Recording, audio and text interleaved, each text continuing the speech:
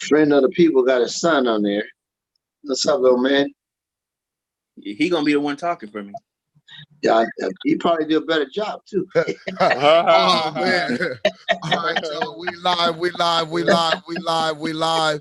This is Soapbox Heroes. My name is Tyrone Irvin, and today we have a very, very interesting debate conversation that we're gonna have coming to you guys. We're gonna be talking about God, and we have a nice different, diverse group of ideas and thoughts on what God is. And this got started this morning in our inbox. We have like a little inbox group where we talk about different things and stuff like that. And it sort of came up. So this is what came up, and we're gonna go ahead and talk about it. Let me see. We're gonna talk about it real quick. We're gonna talk about what is God, who is God. It's the God debate. We've done this before, but we're really about to do it today. I'm gonna start off by letting everybody introduce themselves, and we're gonna go from there. And everybody, if you guys aren't speaking, hit the mute and just unmute yourself when you want to talk, because we're gonna have a nice amount of people on, just to reduce the background noise from everybody. Sometimes we have background noise and we don't even realize it. Let's do this. Greeland, you want to take a second to introduce yourself? Yes, right. Yes, my name is Grayland Fee, Southern California individual. Business based out of Nevada and California. I'm a medium-aged entrepreneur. I try to uplift and train like-minded people, be successful financially, and grow. Okay. Help like-minded people financially grow and live. All right, Greeland, we're going to get you back to talk about some of those things. Friendly friend of the people. Let everybody know who you are. It's me, Robert Kelly, friend of the people. I am your representative in this conversation. All the madness, all the foolishness that goes around in this thing. Don't worry, I got your back. We're just gonna go ahead and cut through the bullshit and get to what's real. Okay, Robert Kelly, Shotgun, baby. The friend of the people. He said he's the people's representative. Professor, we got Professor Rome. Professor, take a second and introduce yourself. Let everybody know who you are. Peace and blessings, family. I'm Salik YFL, your community advocate, also to the Aboriginal jurist from the Shiamaru tribal government, here to lay down some information and education. Okay, Salik here to lay down some education and some information. All right, Professor, thank you a lot. What you got, the Fiji? Oh, y'all, he getting ready. Anthony, take a second to introduce yourself and let everybody know who you are. Yeah, Anthony Rivers, man. You can find me on Facebook. I got a page on there called Child Support Reform USA, where I try to advocate for fathers getting visitation to their children and having some rights to their children straight from birth. And you know, We'll make a mess. and I'm a friend of my people. You know what I mean? So that's what I'm here for, my people. Anthony said he a friend of his people. Yeah, not everybody, my people. I like that. We got a whole nother debate already. We haven't even started this one. That's right. We got a brand new one coming. All right. And so look, today again, we are debating God. What is God? Who is God? The God theory. And so we're going to start, and just to get a baseline, I suggested that we all take a second and everybody just say what exactly God is to them. What is their definition of God? That way everybody has a baseline and we can start from there. And why don't we start with, go ahead, friend of the people. Let's start with you. Well, God, when I find myself having conversations with people that believe in God, about God, normally the definition that I get is about a being, an identity, a personage, not necessarily a person, but lives outside of space and time. That is often a creator, the creator, originator of all of this, an uncaused cause, an unmoved mover. Something that what we can naturally observe with our senses and naturally observe through any kind of just any kind of normal observation, but infinite in power, infinite in presence, just an infinite that some people allude to. And then other people, I get God is a person. You know, some people say God's a person. Some people say God is a power, a force within people. I'm an atheist. I say that I've not seen any evidence that a God exists. I'm not saying that God doesn't exist, because then I would have to prove God doesn't exist. I'm not trying to do that. I'm just saying that in light of the evidence that I have ever been presented about God or the existence of a God or gods, I have not found a reason to believe that a God exists at this point in time. So, Okay, but who and what is God to you? Just like in exact terms. okay, then I'll just break it down. To me, God's a mythical creature that has been invented in order to explain natural phenomena or to control masses of people. Okay. Greeland, the same question to you. Who and what is God to you? Well, for me to say that, I got to go back and express prior teachings, things that were bestowed upon me without my saying, meaning that our parents' parents, and other people basically told you when you were born, you are a Christian. You didn't do your own research to find out anything about religion. They just told you that's what you are. Many people follow that, and many African Americans are still under that same notion to this very day of believing in Jesus Christ and God and all that, because that's what was bestowed upon them. Now, me personally, I'm like Robert Kelly. I haven't seen no evidence of a God. Now, things that happen, people will say that's a miracle. That's God's work. Well, me personally, I'm on the same thing. I don't believe in God as far as a mythical being, but I say that we all have elements of the earth inside of us and of the universe. I think we're all are God, so to say, because we're all connected to the universe. Elements of the universe is a part of all of us and our creation, as far as the materials on our skins, the pigmentation, the blood, zinc, iron, everything that's in the earth and in the atmosphere is inside of our bodies, meaning that we had to come from that. But I'm not going to say God created us from that. And then on the religious side, they would say, well, Adam, God took Adam and took the rib and created Eve, or vice versa. I mean, I'm not going to say any creative thing by some God brought life to everyone.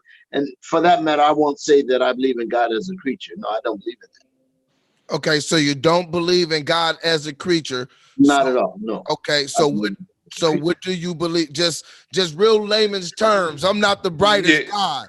What does God mean to you, or what is God? I believe that God is our connection, our personal connection to the universe. Okay. Your personal connection to the universe is your God. Okay. Salik. Anthony. Huh? Oh, go ahead, Salik. You go ahead. Go ahead, man. You the guest on the show, man. You came out of. I mean, he already called you first. Go ahead. Come on, Salik. So then everybody won't switch it. I'm just going off of on my screen. I just have a line of people, and I'm literally just going in order. Yeah. Okay. Well, mine ain't never gonna be too short. So. Hey, let it rip, brother. We got all the. Go ahead. We got time. Nothing all right. but time. The question is, what is God? Right. I'm gonna answer this question. Well, are we gonna come back? Oh, no, I'm just gonna answer the question. All right. What is God? To me. To you. To you, yeah. To you. Your personal connection. Okay. Well, God, when we look at, according to the term physics, right? Yes, sir. I'm going to speak of it from this perspective, because God is power, is infinite power. Yes. God is a source of power of all moving things in the universe. Right. It is supreme being, supreme power. It is matter. It is everything in nature related to metaphysics, which is what? The law of nature, creating of man and woman. Okay. So when we're dealing with this nature, we're dealing with universal, well, actually natural universal law. And we're dealing with the elements of power. We're Right. dealing with the cosmos. Right. So we are dealing with God in its essence of energy and have natural, let me say it this way, of energy and its natural source to humanity, which is everything in existence, which leads us to believe that everything operates off of what? Frequency. Right. The God energy, the God power, infinite domain. Look at everything in existence. So that God is supreme being, supreme power, all moving things in the universe, which deals with the celestial plane or Right. cosmos. God. Right. And that's scientifically proven. So I'll have to go into more detail. But this question is so short. I can't be long-winded on it because Anthony got to go. But in its concept, is just the source of power, all moving things in the universe. I'm gonna keep it that simple, and then I explain later. I agree with that. That's agreeable. Okay. Anthony, who and what is God to you? All right. Well, it sounds like the brother. That nigga don't sound like nothing. Get to the point, man. See, I didn't do that to him, but Hold that's what on. happens when Yeah, you have let's- these. Because we ain't worried about what nobody's saying. He asked you a question. Answer the question. I am answering the question. So, All right, you guys, let's not cut each other Yeah, off. you see what he's doing. You see what he's doing already. This is what happens when you deal with these type of people. Now look, Nah, we're gonna have a good debate. Just Get get these buzz, little boy. let's get back on track. Let's go, Anthony. somebody in their feelings already. Okay, so here we go right here. You know what I mean? Like, and I'm not worried about no threats. We're not nowhere around each other, but we would figure that out. All right, here go my whole thing. Now, it sounds like two of the brothers, Greeland and let me see, who else was that? Oh yeah, Robert. You know what I mean? It sounds like they got 1 foot in, 1 foot out. You know what I mean? Like they believe in the God, but they don't want This to is a say clown. nigga. exactly what it is. I do And not. then, and yeah, I'm glad he muted himself, man. Because Yeah, you guys, everybody will get to say whatever they want to say about whoever's answers after we get the baseline. That's why we're gonna start here. And so whatever you have to say, I'd advise get a pen and a pad so you can write things down and remember it, just so we can keep everything in line. It's not that nobody's gonna hold you from saying what you want to say. Let's just all make sure we say it in good turn. Even if you want to say what somebody else said is crazy, you can say it, but let's just say it in turn. And we got somebody else. We're gonna get to you, Chris. You here right on time for the first question. Go ahead, Anthony. yeah. So, and it also sounds to me like the brother Salik, he should just join the Church of Scientology. You know what I mean? It seems like he's just all into the science, and he's gonna, like I said, just kind of go all over the place with the science. So, I'm not. This whole debate I'm not really going to keep trying to go back and forth with everybody. I'm gonna let them explain themselves, and I'm going to explain myself, because it's not really, to me, I really don't consider this a real debate. So, who is God to me? Is God is the creator of all things. He's a man, not a black woman. All right, because I know a lot of these hoteps, and they kind of go that way. God is a man, and we are created in His image, and the Bible tells you that. So to me, God is a man and the creator of all things, and I'm just gonna leave it short for that for now. Okay, God is the creator of A all black things. man. He's a black man and the creator of all things. Okay. And here we got Chris. Chris, let me take a second, let you introduce yourself, and then you right on time for the first question. So I'll be able to ask you the first question as well. Take a second and introduce yourself, Chris. Let everybody know who you are. I'm Chris. What's up? Chris, what? What do you do, Chris? I tattoo. Well, I do art. I do the Lord's work. I work for myself. I walk the streets paved with gold because my work's backed by my own gold standard. I tell you in the Bible not to create in the image of another God. I believe that, God is inside of everybody. And if you're working for somebody else, they're reaping the rewards of your work. So I believe in working for yourself and reaping all the benefits, of your work. All right. Well, look, the very first question is this: who and what is God to you? And that's just a baseline question, so we could get a baseline and go from there. Well, in the beginning, there was the Word, and the Word was God. Well, the original translation of the word is sound. And in physics, the sound or frequency creates the vibration that holds all matter in the universe together. So without that sound or that frequency, there would be no matter in the universe. You know, it's what holds all the atoms together. That's how God is in everything. That's how his name is unspeakable. And that's how we're created in his image, or its image, rather, because it doesn't really have a gender. So you're saying God to you is sound? Well, it's a frequency, yeah. I mean, frequency. it explains basically what the Bible says in a more scientific way, so that people can understand it better, physically rather than spiritually. Okay. All right. So we got a baseline from everybody. And then here, this is what we could do. I know Salik has something that he wanted to say. So Salik, you go ahead and respond with your response, and then we'll just pick up from the responses. And like I said, this is kind of free wielding. This is something that just came up in about an hour ago. So we're going to just make sure that everybody gets to talk. So, go ahead, Greeley. I can talk. I'm up. Go ahead. You unmuted yourself first.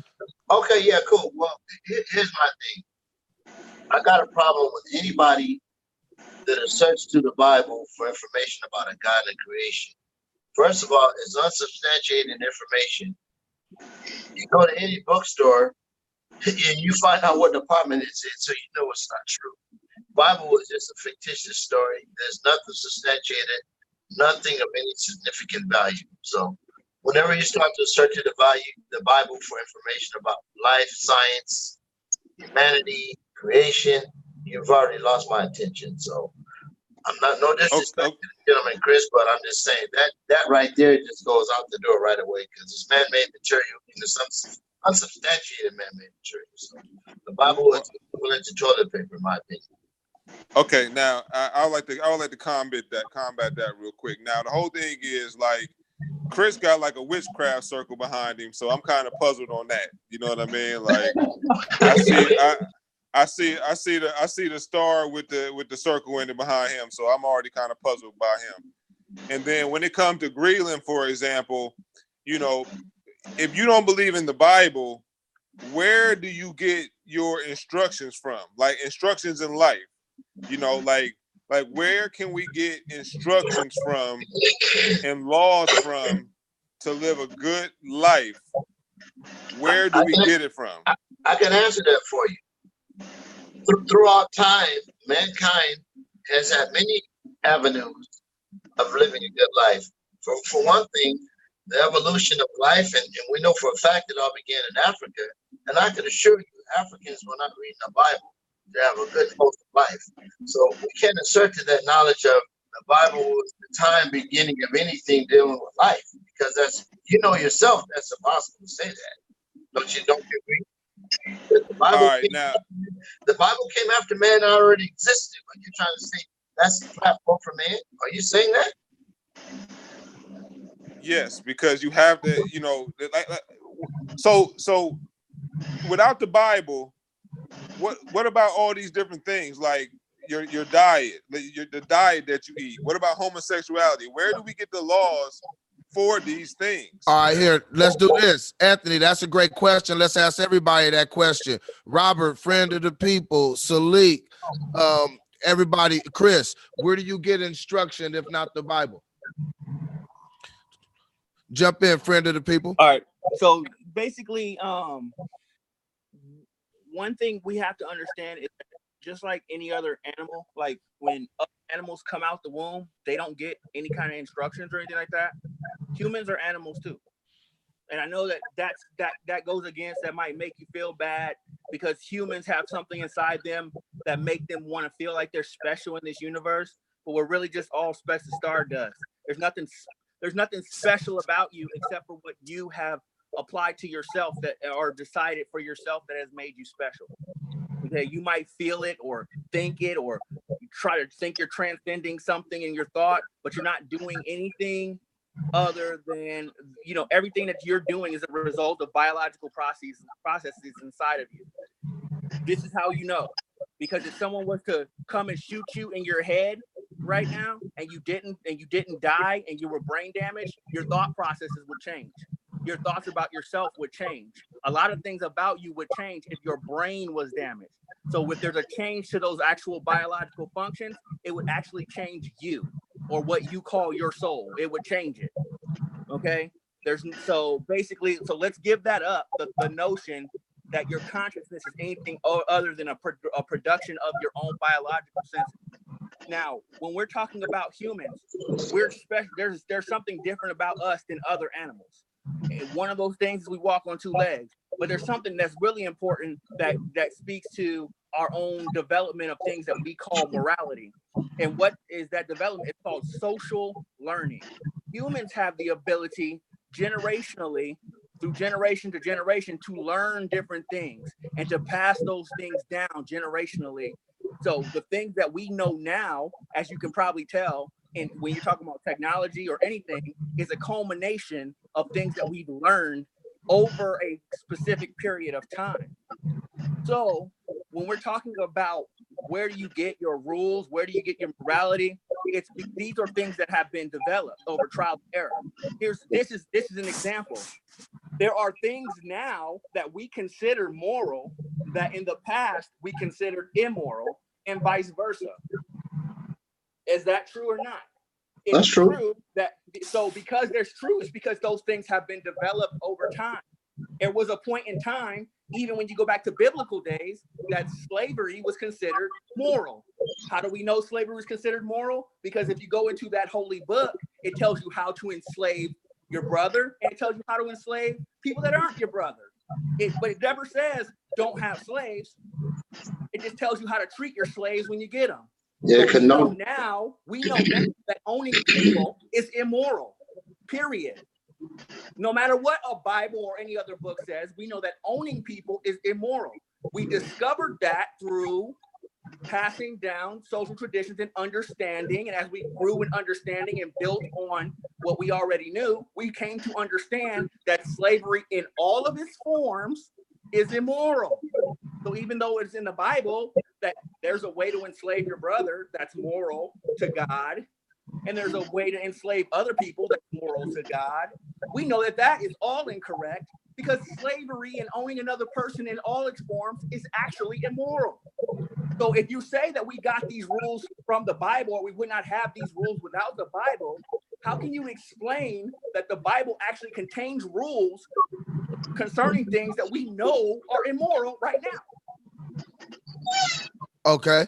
Salik, where do you get direction from? Where do you get instruction from, if not the Bible? And we're gonna come around to we're gonna do Chris and then let Anthony respond. And I think that'll be a good way to hold the forum too. Just give everybody a chance to make a main point and let everybody rebut to it and let them answer it. Just so that way we make sure everybody get out what they want to say and their main point to this too. So Salik, instructions. Where do you get instructions? All right, brother.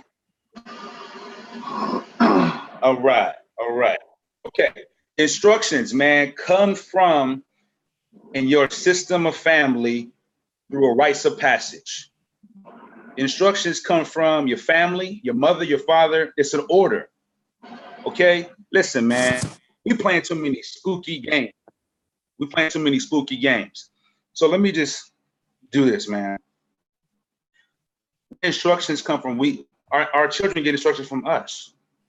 See, we have what we call this innate ability that is coded into our genetic makeup for us to know what is right and what is wrong, for us to know how to proceed in this life we call life.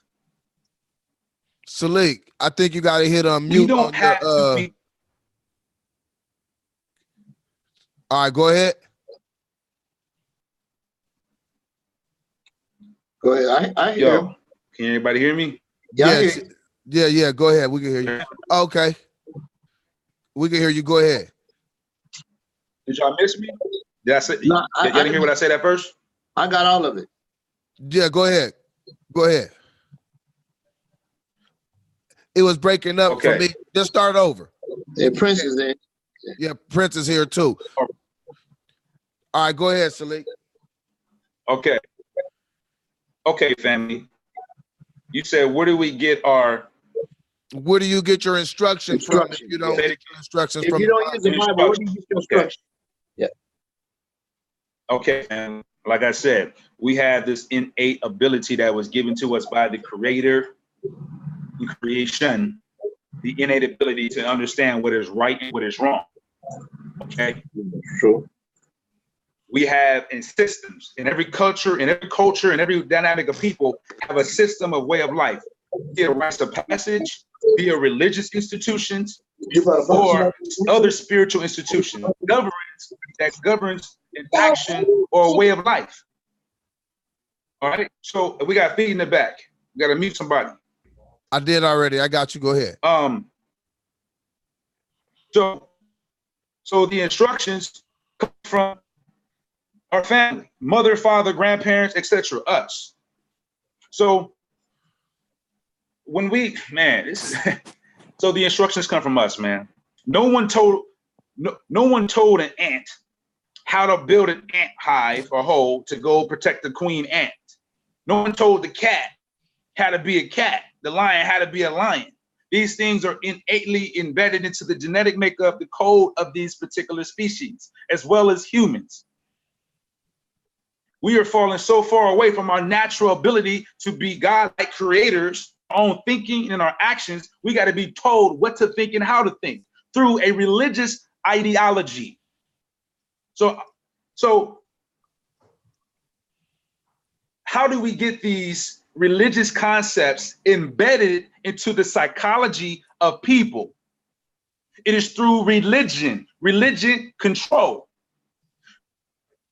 The concept of order with a Bible came from a religious ideology.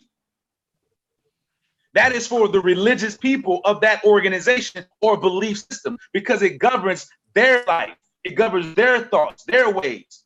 It controls their actions. So just because one religion is for you, that shit that doesn't specify and say it's for everybody. That's for you. You see what I'm saying? Okay. So when Anthony comes in here and says that we need the Bible in order to give us instructions in life and et cetera, well, that's for him. His children need that. His wife need that. His mother need that. He need that, because that governs their life, because they can't work outside of a system for themselves. They need something to control their actions and to convict them of their own doings, because they can't convict themselves. Does the Bible whoop your daughter when she does something wrong? Does the Bible discipline your son when he does something wrong? Who does the disciplinary here? You see what I'm saying? So we have to take action into our own hands and understand that we have the ability to be creators. We have the ability to guide and direct the energies of our own lives. Okay. If I wanted to hurt somebody, I can do that with my own will. You see what I'm saying? If I want to be cool, I can be cool. Mm-hmm. Okay. So we don't need what's up? You saying that you come up with your instructions from yourself, from your own volition, from what's coming inside of you. That's what he said. Yes. It's through life experience. I can agree. It's through life experience. I can agree. I know. Hold on one second, Anthony. We're gonna get I have a driving. right now. I have a DMV. Well, once again, I have a DMV handbook. Hold on one second, Greenland. All right. Go ahead, Salik, real quick. So here we are, man. So we have instructions. Right. We're giving instructions through what? Literature, textbooks, right? Movies, right? Internet. Everywhere is given some type of form of instructions. So as a child, you learn information. We're not far off, brother. Your father taught you ABC's alphabet and language. Therefore, you are learning through information. Someone has to give you some information. Okay. So you learn information. But as you grow up, what happens? You start to feel within yourself what is wrong and what isn't right. What is wrong and what is right. You know what I'm saying? All right, Salik, you painted it. So what I'm saying is through life experience, you learn, man. All right. I agree with Hold on. No, hold on 1 second, Greenland. Let's do it. Did you already say, you said already, Greenland? Yeah, well, I just rebutted to somebody else's notion once, but you can go to the next person. Okay, well, yeah, let's let everybody get this in, and then let's let Anthony respond. And Can I? yeah, definitely, P, because you haven't Yeah, got. Chris. Yeah, I want to say that first of all, like everything that Salik was just saying right now, I agree with. As far as it's already in us. I don't like. I had a friend because I used to be religious. You know what I'm saying? I used to belong to one of them cults. You know what I'm saying? The Christian cults or whatever. And I, when I broke free, I remember talking to some of my friends about it, and one of my friends in particular, he was like, well, what stops you from being a bad person then if you don't have religion? Which is scary to think. And he said that if he, I was like, what do you mean? Like I stop myself from being a bad person with or without religion. Like it's always a choice. It's nobody's, nothing ever stopped me from doing anything that you know what I mean? Like I never wanted to kill anybody. I never wanted to rob an old lady or nothing like that. I never needed the Bible to secure me or any, that's not in me. And then I asked him, and then he was like straight up, not batting an eye. He was like, well, if I didn't have the Bible, I'll probably be a killer or something. And mind you, this is like the most mild-mannered guy, like never even been in a fight type dude. And that's where his mind went. And I was like, you wouldn't be killing nobody, nigga. You soft as marshmallows. But so I wanted to say that I hear what he was saying. I agree with that it's in us. But I think that I'll take it a step further and say that if you understand the concept or the science behind epigenetics, right, which is basically just our DNA. So and it's proven right now. Like there's studies out on epigenetics right now that talk about other things that we can accept, right? Like when we talk about people who are prone to certain diseases, and it's because their parents were susceptible to these diseases and so on and so forth. But they also say that epigenetics, they're proving that stressors could be handed down through epigenetics too. So that's emotional. That's not even, you know what I'm saying? Like that's not just a physical thing. That's an emotional thing, right? Because it's, it could be in your DNA. So my point in saying that is that I think a lot of times things that are in us, like people that feel like this deep connection to like their ancestors in the past or whatever the case may be, to a certain degree, scientifically speaking, I think that that's true. You know what I'm saying? Like I think we are connected to our ancestors because we are physically a part of them, and it's in our DNA, and it's passed down from generation to generation. And I'll give you a quick example of that is we all got kids, right? But like I'll give you an example of what happened to me. Like one day, my kids were one of my babies was sleeping, and I came into the room and he was sleeping next to his mom. And him and his mom they were in the exact same position. They're holding their mouths the exact same, like they look like twins in their sleep. And I was like how, like it ain't like he learned that from her.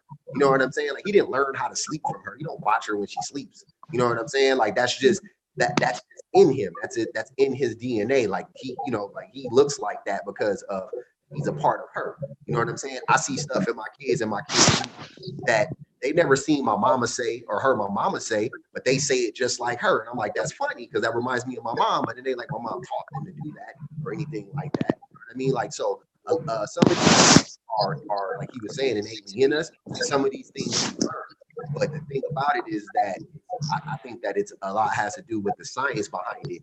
But since we're in the infant stages of this understanding, a lot of people are still under the impression that it's God or some, or whatever their concept of God is, but they think like some like being put it in you and wrote it in you, and they need these like laws to help govern it or some shit like that. And I'm like, nah, man, it's like, it's there already. You know what I'm saying? So yeah, I'm just basically, I'm saying I totally agree.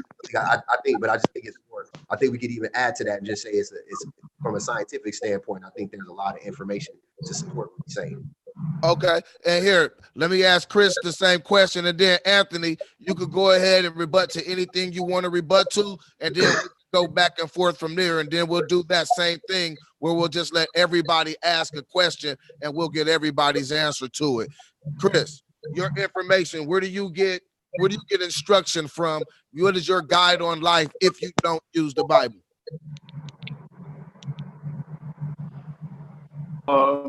All experience. It's all based on your experience. You reap what you sow. You can't really teach a kid right from wrong. They don't really learn it until they experience why it's wrong. That's why, everybody will test their parents when they say, not to do something. They got to see why.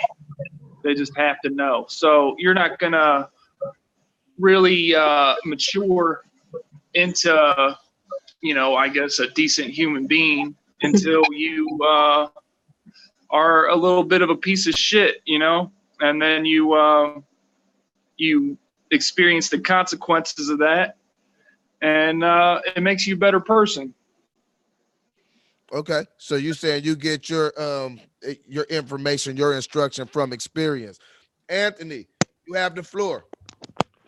Yeah. So basically, what I got from this whole situation is they don't have no instructions. You know what I'm saying? And the whole thing is like, I'm gonna give you an example. I'm gonna give you some examples. I sent you a couple things. Like, I've already been in some debates with Prince and the friend of all people before, and they already let me know that they're basically kind of like pro-gay. You know what I'm saying? So when the Bible tells you that homosexuality is not acceptable, and the friend of the people tried to go into this whole little soliloquy about how there were things that weren't moral before, but now they're moral and now they're acceptable and all this madness. But I sent you a thing. I'd like you to bring it up about the homosexual STD. Okay, I'll bring it up right now. I appreciate it. All right, now I'll bring it up as you talk. Okay, now, and then yeah, okay, and anybody, if he says something specifically about you, of course you go ahead and respond. But let's just make sure we all respond in turn. Go ahead. Okay, so basically, the Bible, once again, since they don't have anything to give us, where to get no instruction from. This right here is from the CDC, and anyone can take their time and go check this out. This is from the CDC, about sexually transmitted diseases and homosexuals. And basically, these homosexuals have the highest STD rates in the country, and they have the highest suicide rates in the country. And if you could go to the one that I brought you up on with Dwayne Wade son, can you pop that one up next, please? Okay, I got you. Now that's from the CDC right there. Now, Salik went into this whole little thing about how you get it from your parents, and your parents give you all this information and stuff like that. But if you look at Dwayne Wade's son is being schooled by his parents, and at 11 years old, they're taking him to gay pride parades. You know what I mean? So, what do you do when your parents are wicked as hell, and they're willing to send you out here to a gay pride parade at 11 years old? And you don't have the Bible yourself right now to teach you that homosexuality is a no exceptions. I don't care what the society tells you. You know what I mean? Like if your dad would have took Rod in the anus from another man, you wouldn't be here. It's totally unacceptable. There's no ifs and buts about it. I don't care what society tells you. There's no ifs and buts about it. So you look at this little young brother right here, who's getting educated by his mom and his stepmom. This weirdo, these two weirdos, Dwayne Wade and Gabrielle Union. This young man does not. Right now, he's being taught the wrong thing by his parents. But luckily for him, there's a Bible out here, and hopefully he can. By the time he gets old enough and he can get away from these two demons, these two wicked ass parents that he has.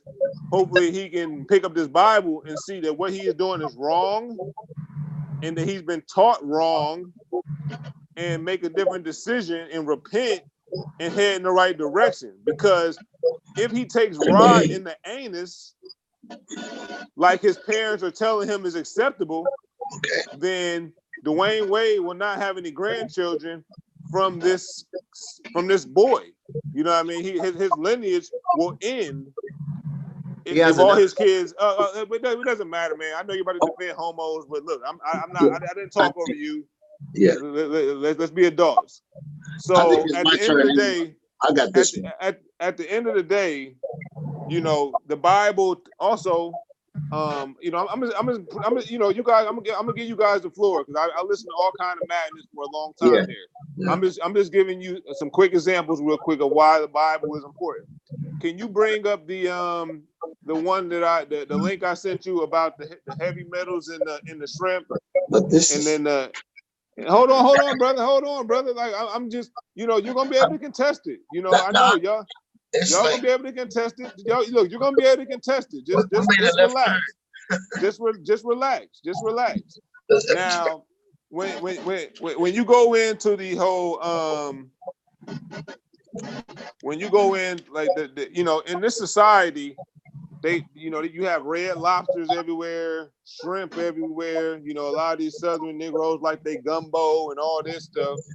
You know, the Bible tells you before science, and it's funny to me how some of these brothers want to reject the Bible and they say it's written by the white man, but then all their science comes from the white man. So that's puzzling me off the rip, but it is what it is. You know what I mean? I guess the white man's science is good, but if the Bible, okay, I get it.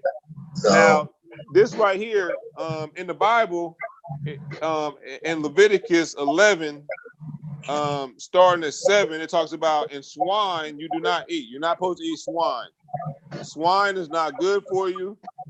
Creates high blood pressure. There's bacteria inside the swine, which is pig, pork, that cannot be cooked out no matter what temperature.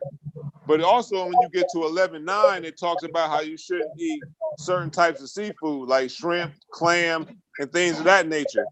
And that link that I just sent you shows you how it has high heavy metals inside all the seafood that the Bible told you not to eat before there was any science. So the Bible is giving you instructions before your science that a lot of these brothers, the white man's science that these brothers like to believe in and preach about. The Bible was already telling you not to eat these particular foods before the science that the white man's science that these brothers believe in was even out. You know what I mean? And the Bible was already telling you that. So people need instructions, because what do you do when your parents are off as hell? All that is just in me. Well, like Dwayne Wade's son, his parents are wicked as hell. Okay. I don't care how many jump shots he done shot. So at the end of the day, where are you going to get instructions?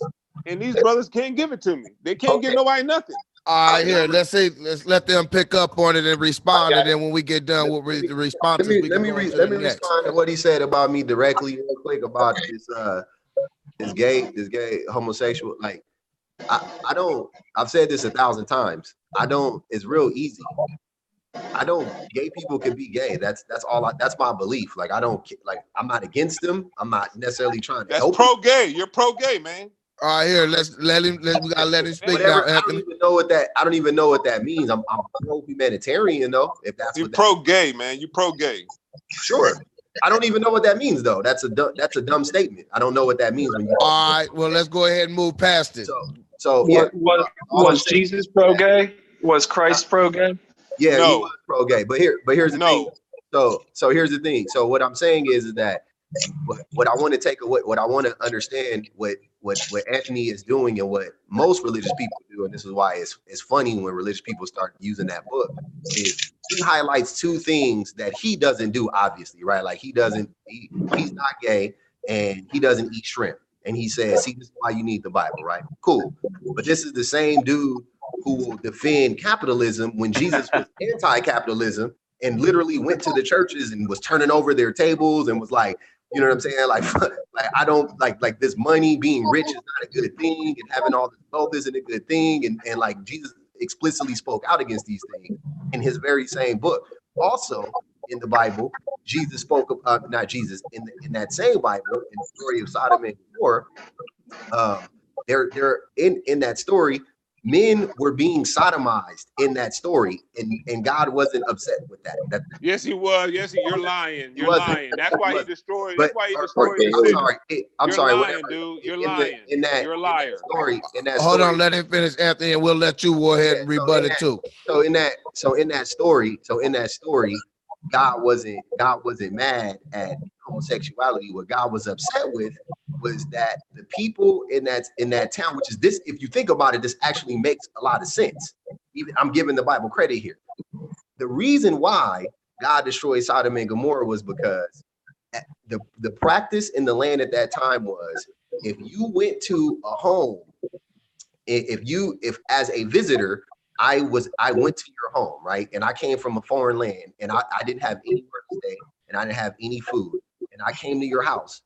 You would have to grant me passage. You would have to let me in your home, give me food, and give me shelter. And that was the practice of the time. And if you didn't do that, the law was you were to be like killed. Like that was supposed to be the law. But those cities ended up being really successful. They ended up making a lot of money. They ended up prospering a lot, and they started to get greedy, and they started to turn their back on that law. And that's why, and God saw that and was like, no, you guys aren't listening. I don't care how much money you get. You need to accept people. You need to let people in your home, which is a greater story. If you think about it, that's a really important story to tell. I think that's really important. But so that's why he destroyed Sodom and Gomorrah. And some person that Anthony, listened to, or some religious leader at one point in time took it and twisted it and said, "Oh, it's about homosexuality," which doesn't make any sense. So it's not a lot. I mean, if you read it, that's literally in there. Like, I'm not making that up, which I'm pretty sure you didn't even read it. So I'm basically, my point is that you can't pick and choose shit out the Bible. And you can't pick and choose shit out of these religious texts and say that's bad and that's bad, and then with other things you just glance over and act like it means nothing. So like judging other people like that. Yeah, that basically that's all it's doing. These religious books and religious teachings just give people credence to judge everybody else. That's all they want to do, is just judge everybody. Like, it makes them feel good. Right. It gives them all this fucking authority, and they try to holier than thou. And the thing, what? Holier than thou, he said.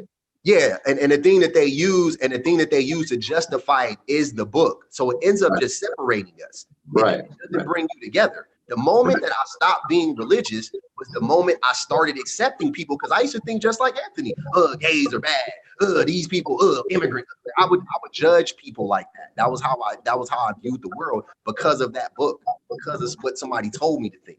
But then once I stopped, and I was like, but we all people though. Like, everybody should just, everybody should have the chance to just fucking live like a normal life. You know what I'm saying? As long as they not hurting nobody, then what do I give a fuck what they do? They're creating high sexual transmitted diseases. What are you talking about? They're not hurting anybody. They have the highest rate of sexually transmitted diseases. Okay. All right. I like to rebut on this. What the fuck is this Go ahead. talking about? Okay. Go ahead. And hey, know- everybody, I'm looking at some of the comments, and everybody's saying that we need to let each other speak. And 3T say we may need a timer. So let's try to keep it concise, but this is a subject where people would like to express themselves. So I'm not cutting you off, Greenland. Go ahead, Greenland. I like Anthony a lot. But at the end of the day, what it gets down to right here is that, let's face it, the Bible is a book of fictional characters and stories. But we have to realize that there's nothing substantiated for a man to say this is your blueprint for life. And at the same time, you gotta understand, homosexuality and all that stuff existed far before the Bible existed. It's easy for us to equate the argument that, well, it's not a good thing. Of course, homosexuality has a bad mark. Dwayne Wade's son, I call that the Hollywood brigade. Hollywood's freaky. Hollywood has been freaky for years. They used to have purples in their butts back in the 70s. I don't know if you recall that. Hollywood's freaky. They do a lot of weird stuff. And this new progressive movement that a lot of these guys speak of, they promote a lot of this free your mind, do what you want to do. If you want to be gay, have gay pride, gay parade. They're trying to change the gay pride to just pride now. They're always switching words and everything to make it a little bit more acceptable. At the same time, I think it's, I don't believe in homosexuality. I don't hate anybody that's gay, but I'm not on board with it. I don't support it at all. No, I don't. And, and on another note, as far as my religion, and you don't need a book to give you basic common sense and morals, what not to do. Like, if I had a book to stop me from going and killing everybody, that's crazy. We have more school shootings. We had just another public shooting where they shot up some people last week because I don't think that was his morals. I don't think the Bible would have stopped him from doing that. That guy had a mission to go out and gun down a lot of people. He did it. Every time we have these mass shootings, it has nothing to do with religion, has nothing to do with hate, has nothing to do with upbringing. Some of these people came from good background. Some of these people were government employees. Some of these people were educators. When a person gets to a moment with a mass shooting, he does that on his own accord. It has nothing to do with his spirituality or anything else. We can say, well, if he had the Bible on his side, he would have went out and shot up 40, 50 people. Does anybody really agree that because you have the Bible, you're going to do right? So once again, that gets back to the control mechanism. Some people feel they need a mechanism to make them stay on the straight and narrow. You're not. Hold on, brother. I don't mean to cut you off, but this is something you're still not answering. You're still not answering my question though. What is Dwayne Wade? If Dwayne Wade's son is being corrupted by his mother and his dad, where is he going to get what he is doing is wrong? If he's being taught wrong at home. Okay, but let me answer that. How can you sit there and say that his parents are promoting him to do this? Maybe they feel that they're standing by his side because he's already a sweet guy. He's already gay, so they're not gonna banish their son and push him into the background. They're going because we have a society to say, be proud of what you are. These people 11 years old. Let me finish. 11 years old. Let me finish. You realize in California, they have a law that you can choose your child's gender. Your child can be born a boy. You can say he's going to be a girl. All the silliness is happening between these political parties. A lot of these political parties are doing a lot of silliness, primarily the Democrats. They're promoting a lot of stupid ass stuff. And I'm telling you, they're promoting homosexuality, LGBTY, LGBT. They're promoting all of this. Gender bathrooms, gender friendliness in school. All this stuff is being promoted by the Democratic Party of California and the rest of Democrats across the nation. So when we talk about this issue, that's what Greeley, I think you and Anthony agree on that. If I'm not mistaken, yeah, we agree on that. But what I'm trying to get Greeley is to understand is if they're being taught all this by the me and you agree on all the liberalism and all that and what they're teaching them. But where is this 11-year-old boy supposed to go after he's been corrupted to get information on what he's doing is wrong? Because the lifestyle at 11 years old that his parents are, well, you can call it whatever you want, whether it's guiding him, whether it's instead of being parents and saying, no, this is wrong, they're letting this go on at 11 years old. You don't let an 11-year-old make decisions that can affect the rest of their life and have them in the highest STD but let me finish. rates. Hold on. You can't.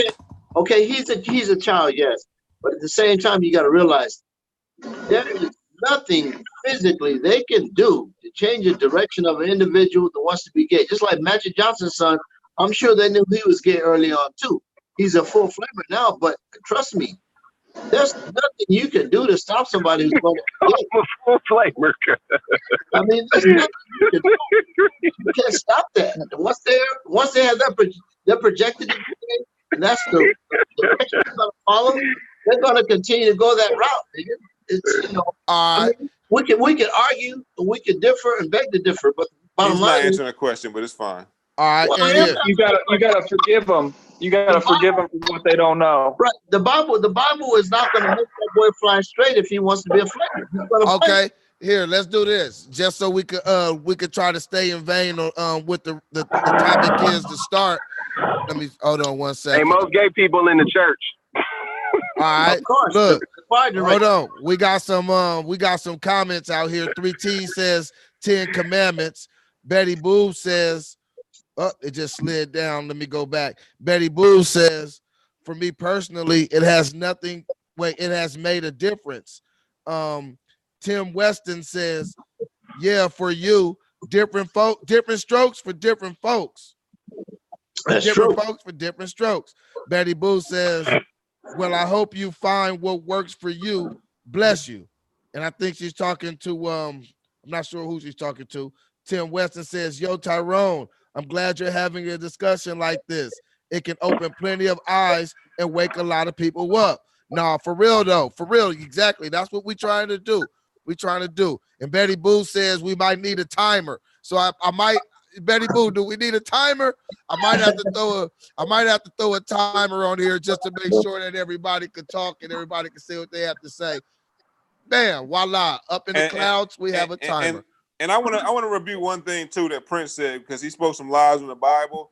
I don't know where he learned the Bible at, but he spoke some lies. And I just want to say this: and anyone who has the time, you can go to Genesis 18 and just go to 20 real fast, where it says, "And the Lord said, because the cry of Sodom and Gomorrah is great, and because of their sins are very grievous." So it has nothing to do with that shit that he was talking about. You know what I mean? And then hold on, man. Pro-gay, calm You know what down. you talking about, Anthony? Now, You here just goes making the up whole shit. thing. I just read I just read the Bible, and then it goes on later in the story where two angels went to Sodom and they tried to rape the two angels. So I'm done with that whole situation, man. What does that mean? All right, here, let's do this. Now let's move in a different direction. Salik, friend of the people, haven't said too much. Chris haven't said too much. Let's swing it this way. Salik, give me an overall, give me something that's on your mind that you would like to talk about God. And we could just see what everybody else thinks. And we could do the same thing with you after that, Robert. And Robert speak right after. I see your hand up, Robert. So we're going to come to you right after this. Go ahead, Salik. Hey, can you hear that question? Because it's like crackling. Because I changed the business, man. So can y'all hear me? Not really. Not really. Breaking up a lot. Yeah, it's cutting in and out. You might want to jump back on your other device. It seemed like it was it sounded a lot better. Here, while you get that together, friend of the people, I see your hand up. What you thinking? All right, man. Okay, so the only reason I got my hand up right now, I don't agree with anybody, but Anthony addressed me directly, and the first thing he did was he strawmanned. So I want everybody to understand what he did. He strawmanned my argument. My argument was that what we considered moral in the past is we now consider immoral, and that's evidence that we get our morality through social learning. He went and said, and the example that I gave was slavery, and how his book, his Bible, tells you how it's proper to enslave your brother and how to enslave other people that are not your brother. He totally ignored that, and he made up his own argument in my name. He started to insert his own bigotry into it. And what he did was he said straight up, first of all, they're pro-gay. Guess what? I'm pro-people. Some people are gay. Now, if you got a problem with that, that's something you're just gonna have to live with. But check this out.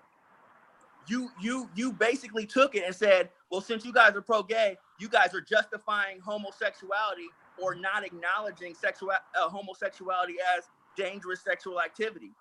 That's an assumption you just made. You've never heard me say anything about the lifestyle of homosexuality not being more damaging than heterosexual activity by and large. And you've never heard me say that. But that has nothing to do with me. Also, you brought up, so you bring up homosexuality and you inserted that in like, oh, the Bible said it's wrong, so it's wrong. Then you brought up food and what people are eating and saying, well, the Bible says that's wrong, so it's wrong. But neither one of them, Anthony, and I'm speaking to you because I want you to go ahead and address this after I speak.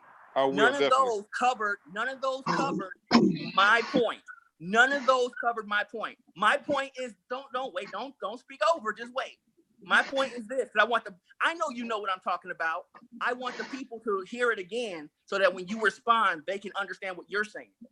Now, when the Bible says that you can enslave someone And if you get them single and you give them kids and a wife, when they leave, if they're allowed to leave, they have to leave their kids and wife. Unless they want to stay with their kids and wife, you can make them your slave forever, which it does say in the Bible. Yeah, read that scripture. Read that scripture. Also, we're in Deuteronomy. Read it. Hold on, we're in Deuteronomy chapter 15. So I'm not. You know this. You know that this is in the Bible. You know the Bible advocates slavery. You know that He may not know that. The book of Philemon is about a slave that ran away from his master, and Paul told him to go back to his master. You know this. Now, we also know that being enslaving or owning another person is immoral. But the Bible never says do not enslave people. It actually gives you instructions on how to enslave people. But you will justify that the Bible is some kind of moral authority on what morality is today.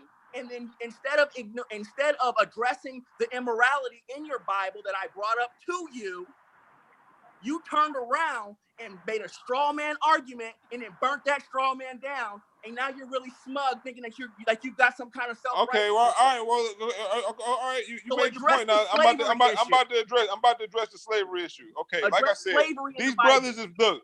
I'm about to address the slavery issue. These brothers is pro-gay, no matter how they want to slice it. Now, when it comes to the slavery situation, slavery as what the white man did and how they did slavery is not the same slavery in the Bible. Nigga is retarded, man. Hold on. Let him speak. Like, retarded. Look gay. Here, let's speak and let's stop the personal insults and let's just kind of stay on topic. Oh my God, man. Damn. Now, the slavery that's in the Bible is not the same slavery as what we think of today. You know what I mean? Like, what the hell? They were not beating people with whips. They were not doing those type of things. These Negroes go to their jobs every day and get slaves. You know what I'm saying? Like, it's not the same type of slavery. You know what I mean? What the hell are you talking about? It's no such thing as a special brand of slavery. Slavery is slavery. All right, man. What are you talking about? Go ahead and mute this dude, man. All I'm laughing. I can't even. No, I'm just saying. Man. I gotta stop you. No disrespect, but how can you sit over there on your pundits and say slavery was a different color of slavery? That's like different kind of slavery. It's a different vanilla. Vanilla's not vanilla. This is a different vanilla. Slavery is slavery, no matter how you manifest slavery. You can't sit up there and recode slavery just to depict a certain image you wanted to come out of the Bible with. Slavery is slavery. There's no special circumstances to change the definition of slavery. So when you go to work and you work for not enough income to basically get by, and they tell you when to go to work, when to come back to work, or you're fired, you're basically a slave. Like slavery. That's not slavery. No, that is slavery. That is slavery. No, that's slavery. No. That's an agreeable contract. That's a labor agreed contract. Agreeable labor contract is not considered slavery. And that's what they were doing back then. That's what they were doing back then in ancient times. Hold on. If I agree to work for 1 penny a day and I sign to it, that's my agreement. Okay? If it's a monetary wage for your services, that's not slavery. If you just get beaten, slapped around and work for free, that's slavery. Because you're looking at modern day slavery, bro. I'm looking at, like I said, do your research. I'm looking at ancient slavery. We have an idea. We have an idea on what everybody think about. Far as that, let me ask you guys a question: who's atheist? And if you're not atheist, what are you, Chris? Yeah, I don't know what I am. I just learn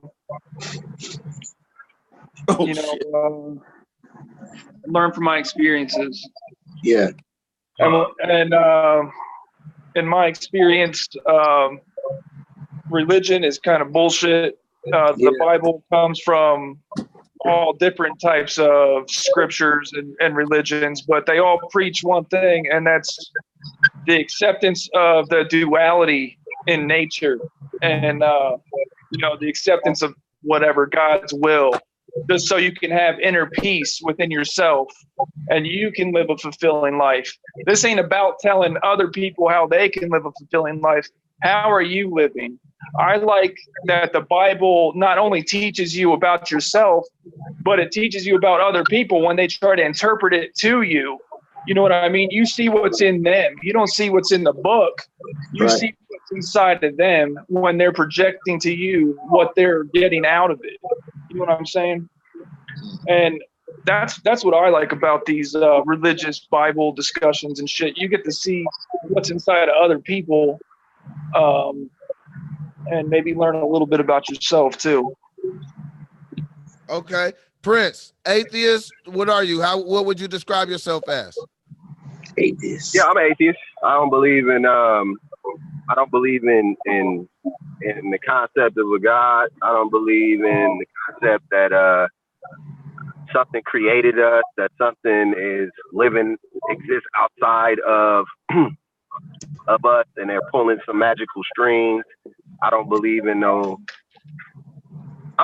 And when I say these things, I believe in like what goes around comes around. So I guess you could say like karma to a certain degree, but I think that that's like a common sense kind of concept. Like if you burn all your bridges and and you need help one day, then probably nobody's going to be there to help you, right? Like I don't think that that's like like, oh man, that's karma. Like, you know what I mean? Like if I kick a dog and then I break my leg, I don't think that that's karma. I think I broke my fucking leg and I think I kicked the dog. I think those two things are situation.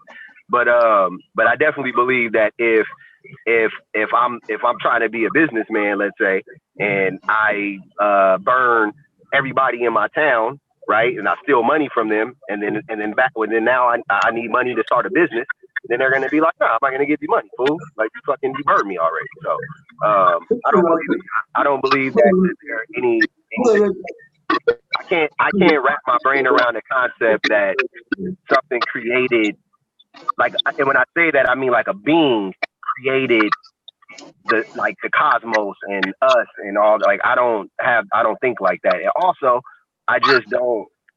To be honest with you, I really and truly don't give a fuck.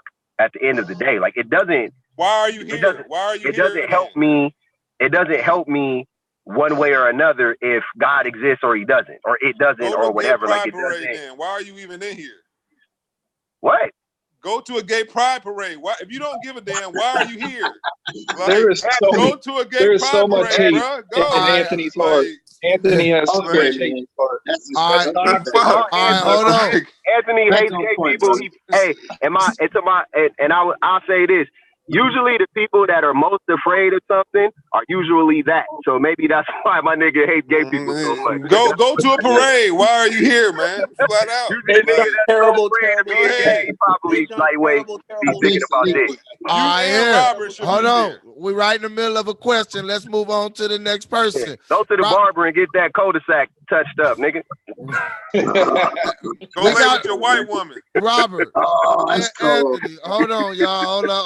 Hold up.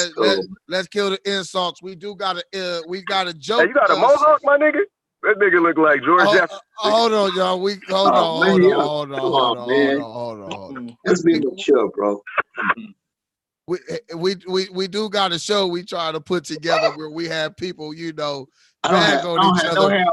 But it's not this one. I know when it was time to go. But it's not this one. And let me keep the question moving because and just so we can keep it flowing. I think you missed Salik. I did. I missed Salik. I also missed Friend of the People. Friend already spoke up. Spoke. Not on this question. Friend of the People. Are you an atheist or what are you? What would you describe yourself as? I'm an atheist. I don't believe in a God or gods, a creator or anything supernatural. I don't believe in ghosts. I don't believe in fairies, pixies. I don't believe in unicorns, flying spaghetti monsters, etc. I don't believe in that. I believe in stuff that's verified by evidence. Right.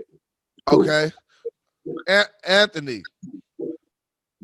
I mean, I don't consider myself a Christian. I don't call myself a Christian because if you understand where Christianity comes from, the Christianity that you see today is not what the Bible says. You know what I mean? Like the Christianity today is basically paganism That's why if you look at these Catholics, for example, you know, they got their little beads that they, you know what I mean, like that they carry around, and you know, they got all different types of things. The Sabbath is supposed to be on Saturday. They switched it to Sunday. Constantine did that. I mean, bro, they got molestations, bro. Let's keep it. They got a lot of I mean, you know, you got the Pope and all them molesting children. So the Christianity that you see today is not the Christianity being taught out of the Bible. That's why that says it all. You know, a lot of these brothers like who are like, you know, the pro-gay and pro-everybody and all that. That's what these new Christians are teaching. They're teaching love everything, accept everything. You know, Prince talking about karma, but that's Hinduism and Buddhism. But he's so goofy that he don't understand that karma is a Hinduism and Buddhism. Anthony, teaching, keep the insult out, because he gonna insult you back. I mean, and then we just gonna have a bunch of. I know, but for time and just so everybody get to speak, I feel you. Let's keep the insults out. Because I got you. Prince is good at Prince is funny. Yo, you guys got to keep the insults out. Yeah, it's cool. So like, so karma comes from Hinduism and Buddhism. So a lot of these brothers are in New Age teaching and New Age philosophies, but they don't even really recognize it. You know what I'm saying? When they get off into their Scientology and all their science stuff, you're heading towards Scientology.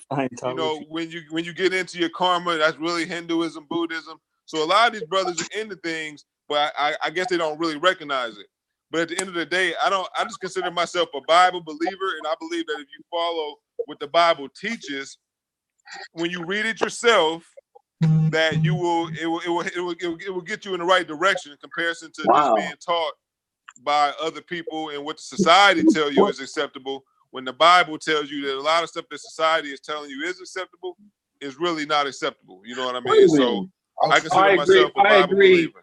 That you need to read it yourself. Yeah. I don't think I need a book to tell me what's right from wrong. I know if I get a chainsaw out of my garage and put it on my penis, it's gonna saw it off. You mean I need the Bible to tell me not to do that? And look, we've been over that point already. That's why I'm trying not to go there. You guys articulated yourselves well on that point. Salik, are you an atheist? What would you consider yourself? Can you hear me, brother? Yes, we hear you. Thank you for the question, man. I am not atheist, because atheism means that there is a lack of belief in a particular God or gods, or that God even exists or gods even exist. Right.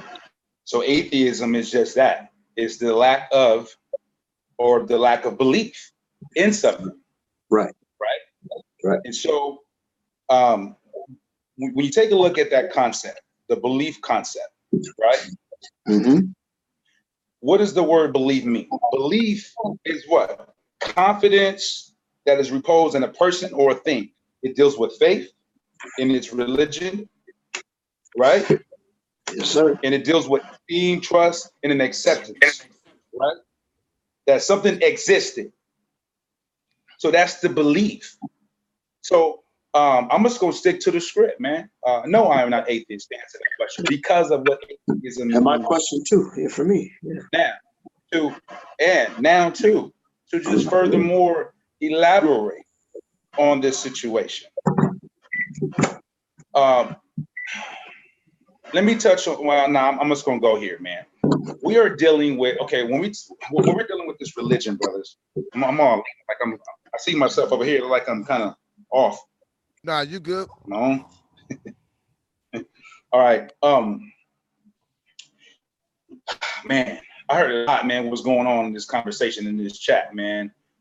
Let me just make this disclaimer out. Not a disclaimer, but let me put this disclaimer out. Is that everyone on this panel is expressing themselves through their own life experience, through knowledge that we have obtained, and through our experience, what we have felt and what we have dealt with in our own life experiences. So we are going to be on different wavelengths of thought, because the education is different, because the interaction and understanding is different. Our life experiences are different. The knowledge we have is different. So everyone's going to have a different perspective or a different opinion because of the information and education where we are at. It's levels, and it's levels to this shit. It's levels to education. It is levels to everything. And when we are at a place to say that one way is to stay it all way, to be it all for everything in existence, then we minimize our thoughts. We minimize our ability to be creative. We minimize our ability to learn. We suppress our own learning. So we're dealing with Western religion, ideology, because what we talked about is a God concept. We got to get to the root of this God concept, man. And why are we getting away from the God terminology, G-O-D? That was the main focus of this conversation, was to get on here and talk about what is God to us. And we was able to say what it was to us from our own experience, what God is. And that is to be respected by everybody on the panel. Other than that, it means that you're trying to conform us to something that you believe. So just because what you think God is, you think that's the right way and it's for you, don't try to conform us to your way of thought. But however, information is good because it's education. But I like to get to the things that are core to the core value so that I can get an understanding. Don't play word semantics with me because I don't learn from. That's playing the people. And that's playing what? Mental slavery and psychology. We got to stop that. We got to get to the root of this thing and stop playing, man. So Western religion is an ideology, right? And we all know what ideology is if we understand, if we study. It is a what? Is it a systematic set of ideas, which are what? Doctrines of words that are how they do it? They're interpreted. And then what? It only refers to a specific or perspective doctrine. That's what it is. And guess what, man? And when you look at the ideology, that is not supported by any rational argument. I made this point before. It's not supported by any rational argument. What I mean is Western religion or Western ideology is not supported by any rational argument. And what is that rational argument? It is the exchange of evidence based on reasons, right? That are designed to what? Influence the audience. Okay, hold on 1 second. Hold on. I gotta ask him a question because you asking me no question. He mumbo jumbling on, and I want to ask him a serious question. Hold on. Where does who had the Bible first? Europeans or Africans? Who had the Bible first? Oh, okay. You pose a question. Thank you. Go. The Bible, in its origin, came from the indigenous people. Okay? If you want to start now, if you want to get into the origins of your Bible, we can do that. Because you keep saying the Bible, Western, like you the mentioned, Bible comes you said from white folks.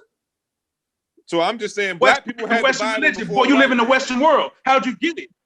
How'd you get it? The Bible was already No, man, in listen. Africa You before have what white you call a man had it. corrupted text. It was not, man, listen.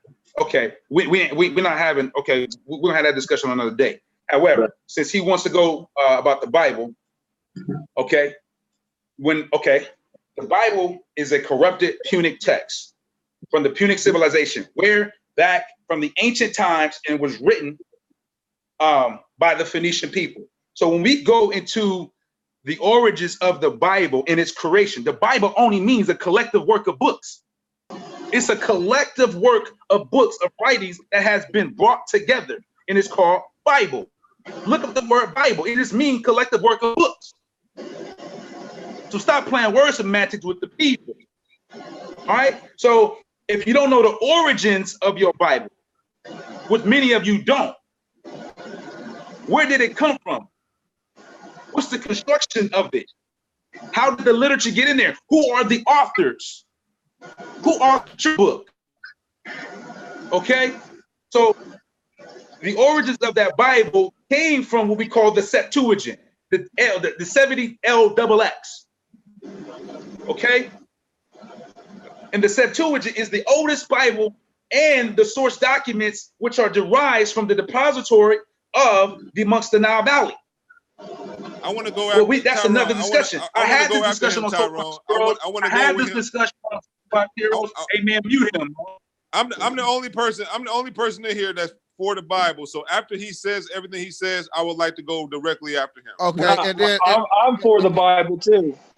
Okay, and Here we go, and look, and that is fair. And then after that, I want to just change a little bit and ask about the supernatural, because that was something that was that was something that we were talking about too inside the chat, which is supernatural. And then there was some differences of opinion as far as that. So it don't seem everybody one direction and only Anthony for the Bible, because the supernatural came into it too, and we had some differences of thought on that. So yeah, we could do that. Salik, go ahead and finish up what you're saying, and Anthony, we'll let you respond to it. And I know friend of the people have something he want to say too, and we'll get everybody. We work. I never said if I was an atheist or not, but we people. Okay, no. Go ahead. I'm sorry, Greenland. Are you? Sorry. No, I don't call. I don't think myself a title. I said it earlier. I don't put a title on myself as being a thesis or atheist. There's no reason for a title of your belief. I just don't believe. Okay. Hey man, I never finished, man. We're gonna be go we're ahead, gonna be talking. Can we get a time number? Look, after you get done, just to make it Hey, Green, did you already answer the question? Yes, No. I did. Yeah, because I didn't. That was just a finish the round of the question. Now you can keep going, bro. And look, this is what we'll do too. Just so we'll bring some a little more some evenness with the time. Salik, when you get done with what you'll say, we'll put a timer on, and we'll all work in the confines of a time limit, because we got a bunch of people, and I'm sure everybody has things we want to say. And I also don't want it to seem like everybody against Anthony, because there were a lot of other things that we didn't all have agreement on. So we'll bring those things up too, just so we can keep it flowing and we don't have to keep going over the same things once the picture is painted. Go ahead, Salik. Okay, man. So it was we were dealing with the whole God concept.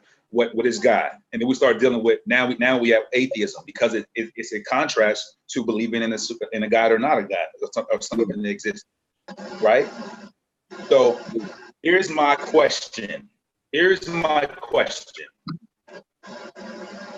this is my question for everybody on the panel and everybody listening. How did you get the God concept? It's a question. Think about it.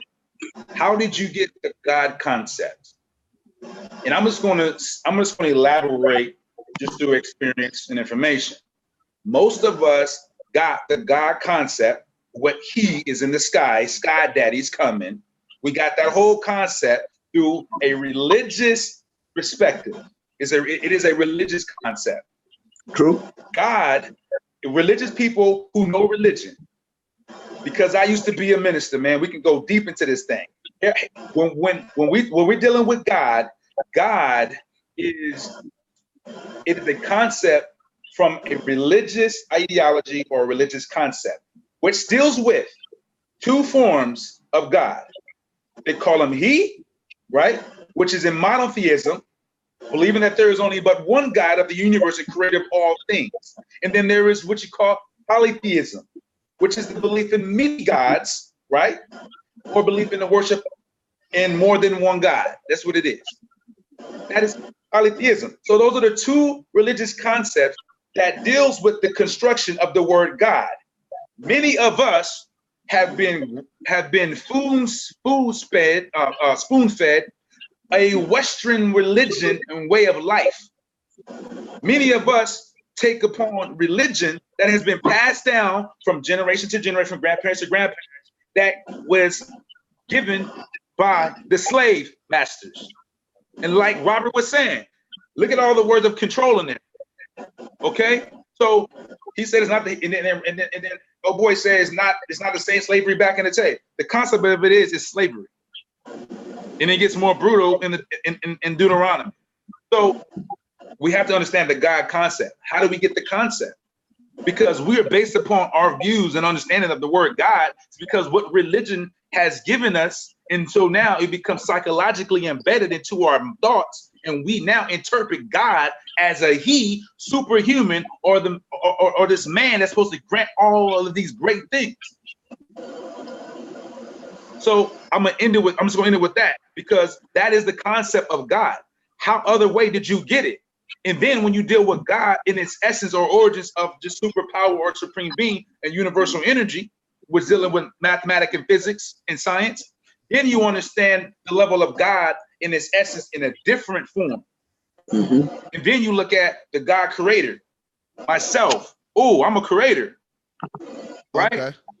Oh, okay. I'm that same. I'm that thing. But so that's where we're at with it. It's different levels of thought through education and information. It's how we elevate in this thing. And some conversations, bro, is not meant for everybody to be in. Some of these conversations, man, are still for the babies. Some of them for the middle. Some of us from the mature. So we're all on this panel going to be on different thoughts and wavelengths, man. And so we're going to have some internal feeling or emotion of disagreement. Why? Right. Because of our immediate circles and what our influences are. Right. So I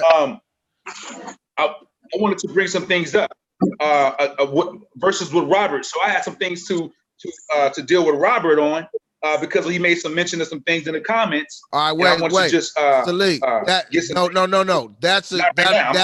no. That'll be a great pivot. Let's let Anthony say what he say. I'm gonna throw on the timer just to let him respond, and then your question for Robert, you can ask Robert, the friend of the people, because that'll change the direction a little bit, but we'll still be on topic because now I feel like everybody's got out what they wanted to say about where they stand on their own belief of God. No, but we have I got something to add too. Then.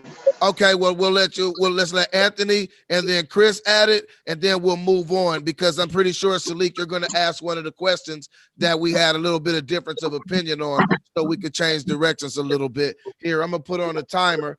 Anthony, go ahead. We got 3 minutes. All right, I just sent you another link that I would like you to bring up. But before you use that one, I would like you to bring up the link about the Dead Sea Scrolls that I sent you.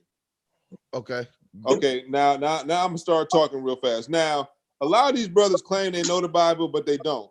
And the brother Salik, I don't know whether he's doing it on purpose or not. I don't know. I'm not going to sit here and call him a liar. But when he said the Septuagint is the oldest Bible on the planet, that is a lie. The Septuagint was the first. Never said the planet, boy. Listen to words. Oh man. All right. Well, whatever. The Septuagint is only a Bible that the Greeks translated when they translated it from the Hebrew to the Greek, so the Europeans could read it. So that is all the Septuagint is. It's not the oldest Bible on the planet. It's not the first Bible on the planet, or whatever, however he tried to label it or express it, whatever he said, you people can go back and watch it and see what he said for themselves. The Septuagint is only a translation of the Bible. Now, Septuagint is the oldest Bible and source documents which derive from the repository amongst the non-violent. That's what I said, boy. Let him finish, Salik, so he don't lose his time. Go ahead, Anthony. Well, whatever. So the oldest scriptures ever found right here, you can do the research on them yourself. They're called the Dead Sea Scrolls, the most ancient biblical manuscripts on earth, the Dead Sea Scrolls. Go take the time and read it. You know, I don't have all time to go into. I only got 3 minutes. You can go into that and you'll see that the book of Isaiah that's in the Dead Sea Scrolls is the same as the book of Isaiah in the King James 1611 Bible. Now, can you go to the next one I just sent you, the Ethiopian Bible? You just sent it to me? Yeah, I just sent it to you. Now, okay, that might take a second. I haven't sent it over. Okay. But go ahead. Okay. Now, the Bible was already in Africa way before the white man ever came along. The Ethiopians already had the Bible. Some of the oldest churches on earth are in Ethiopia at a place called Alabala. Alabala, I might be pronouncing a little bit off, but you can do the research on this. Ethiopia has never been conquered by anybody, not even the white man. And they have the oldest Bibles and the oldest biblical texts on earth. All right, the oldest and most ancient Bible on earth is in Ethiopia, and the Ethiopians use it in the Ethiopian Christian church, the Coptic churches.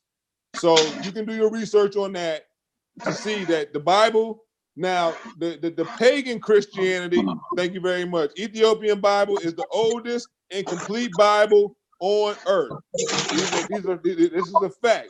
You can do your research on it. So the way how the white man has taught us the Bible and people the Bible, yeah, it'll have you a little off. But if you read the Bible in its original text and read it for yourself, not what people just spew, you will see that it's not what people are saying. Read the Bible yourself. All right, that's time. Let me reset the time right here. I'm right here. I'm just in my desk, man. I'm right here in my desk doing all kind of crap. Oh, you fine. And if you guys aren't up to speak, if you can hit the mute button so you don't hear the background noise. I don't think the background noise is sometimes a little louder than you may think. But all right, go ahead, Chris. You on 3 minutes. Oh yeah, I just wanted to say I'm not an atheist because I know what God is, and like I said, it's the vibrations that hold everything together. Everything is frequencies and vibrations. Everything is. You can't show me anything that isn't. But anyway, Yes, sir. like Salik was talking about just the whole compilement of all the religions and everybody's understanding. I think I found God through just trying to understand the concept of God and seeing it in science through like cymatics. When you look at like the Egyptian hieroglyphs, they have these symbols that are depicted, and they are created through certain sounds and certain frequencies. And they basically show you in these hieroglyphs how the whole universe and everything was created with these sounds.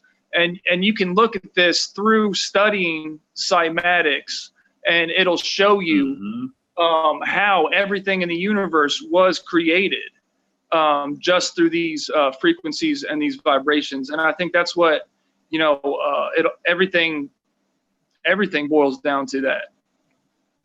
Okay. And anyway, Yeah, that's what God is. Chris, you on, man. I mean, I agree with that. That's my take.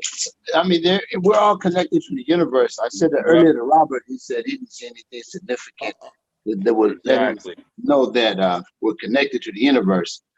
And I'm not saying like that. So that's not what I believe. That's just what I know. That's what I see is. I paused your time for a second too, Chris, because you still got another minute and 10 seconds to yourself. So let him go. You let Chris finish. Go ahead, Chris. I mean, that's pretty much the gist of it, and then everything else in between, all the Aesop fables or whatever, stories about, these other people's lives and what they experienced or whatever, you take, from that what you will, and then, you can see how other people interpret it and use it, try to, twist things and control other people or, distort what, others think. I think the Bible's good and it's bad, and it's just all on how you use it and how you preach it and whatever. But also in Egypt, the Baphomet, the light bearer, the way to the light is the acceptance of the duality, the good and the evil in all things, so you can have your own inner peace and live your best life. And that's what I think, everybody's trying to find through religion, but nobody's really practicing that. Okay. All right, Chris. Here, let's do this. Salik, you had something that you wanted to ask a friendly friend of the people, Robert Kelly. And so I think that'll be a good direction to take this conversation in. So, Salik, why don't you take a second and ask Robert the question, and then we'll all be able to get into that question. It's another good question, and we have different views on the topic as well. So go ahead, Salik. Yes. Can you hear me now? I'm back on this thing. Can you hear me? We can hear you. Okay.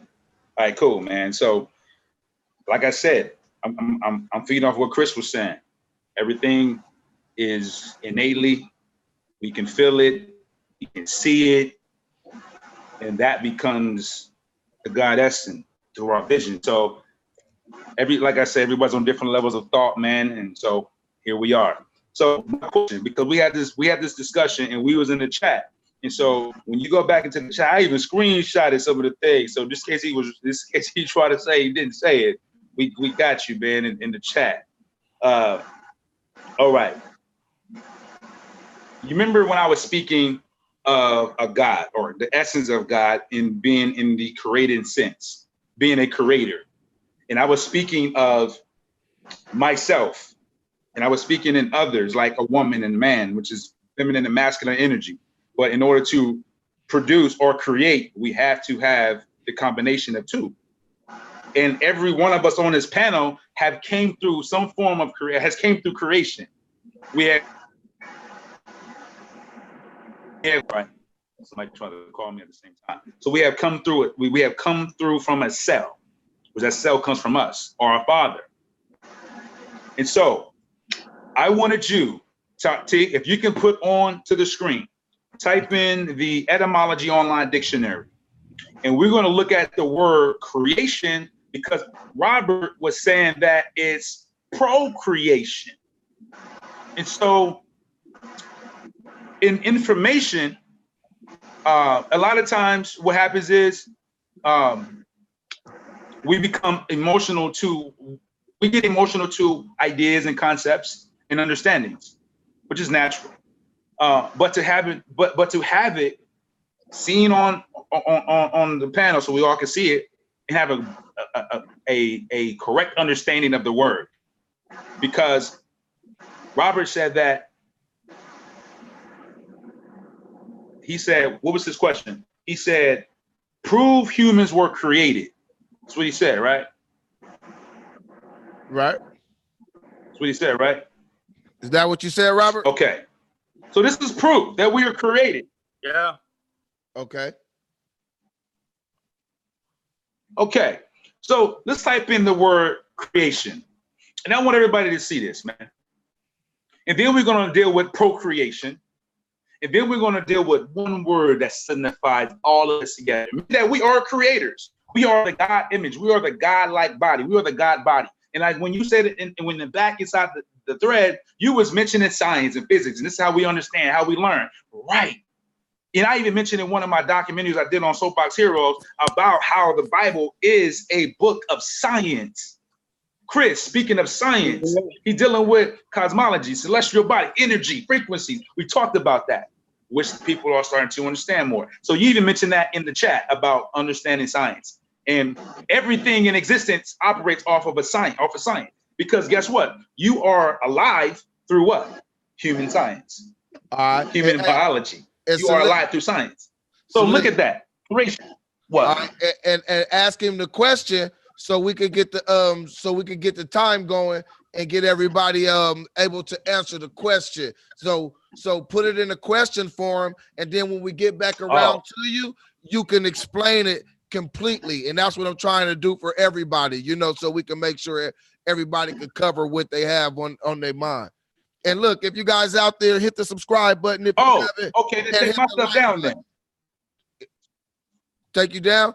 All right, and so yeah, that'll be okay. Well, since he your conclusion. Yeah, since he see where I'm going with it now, he gonna answer the question differently. So my question to Robert was this, and then I'm gonna prove Robert wrong. What? But since he already know what direction I'm gonna go, I'm gonna answer it truthfully. All right. If you were trying to trap Robert, me, you said prove you're not gonna trap me if that's what you meant. But I'll answer it truthfully no matter what. Nah, it's not a trap. It's answering it. All right, go ahead, Salik. Truthfully. Okay.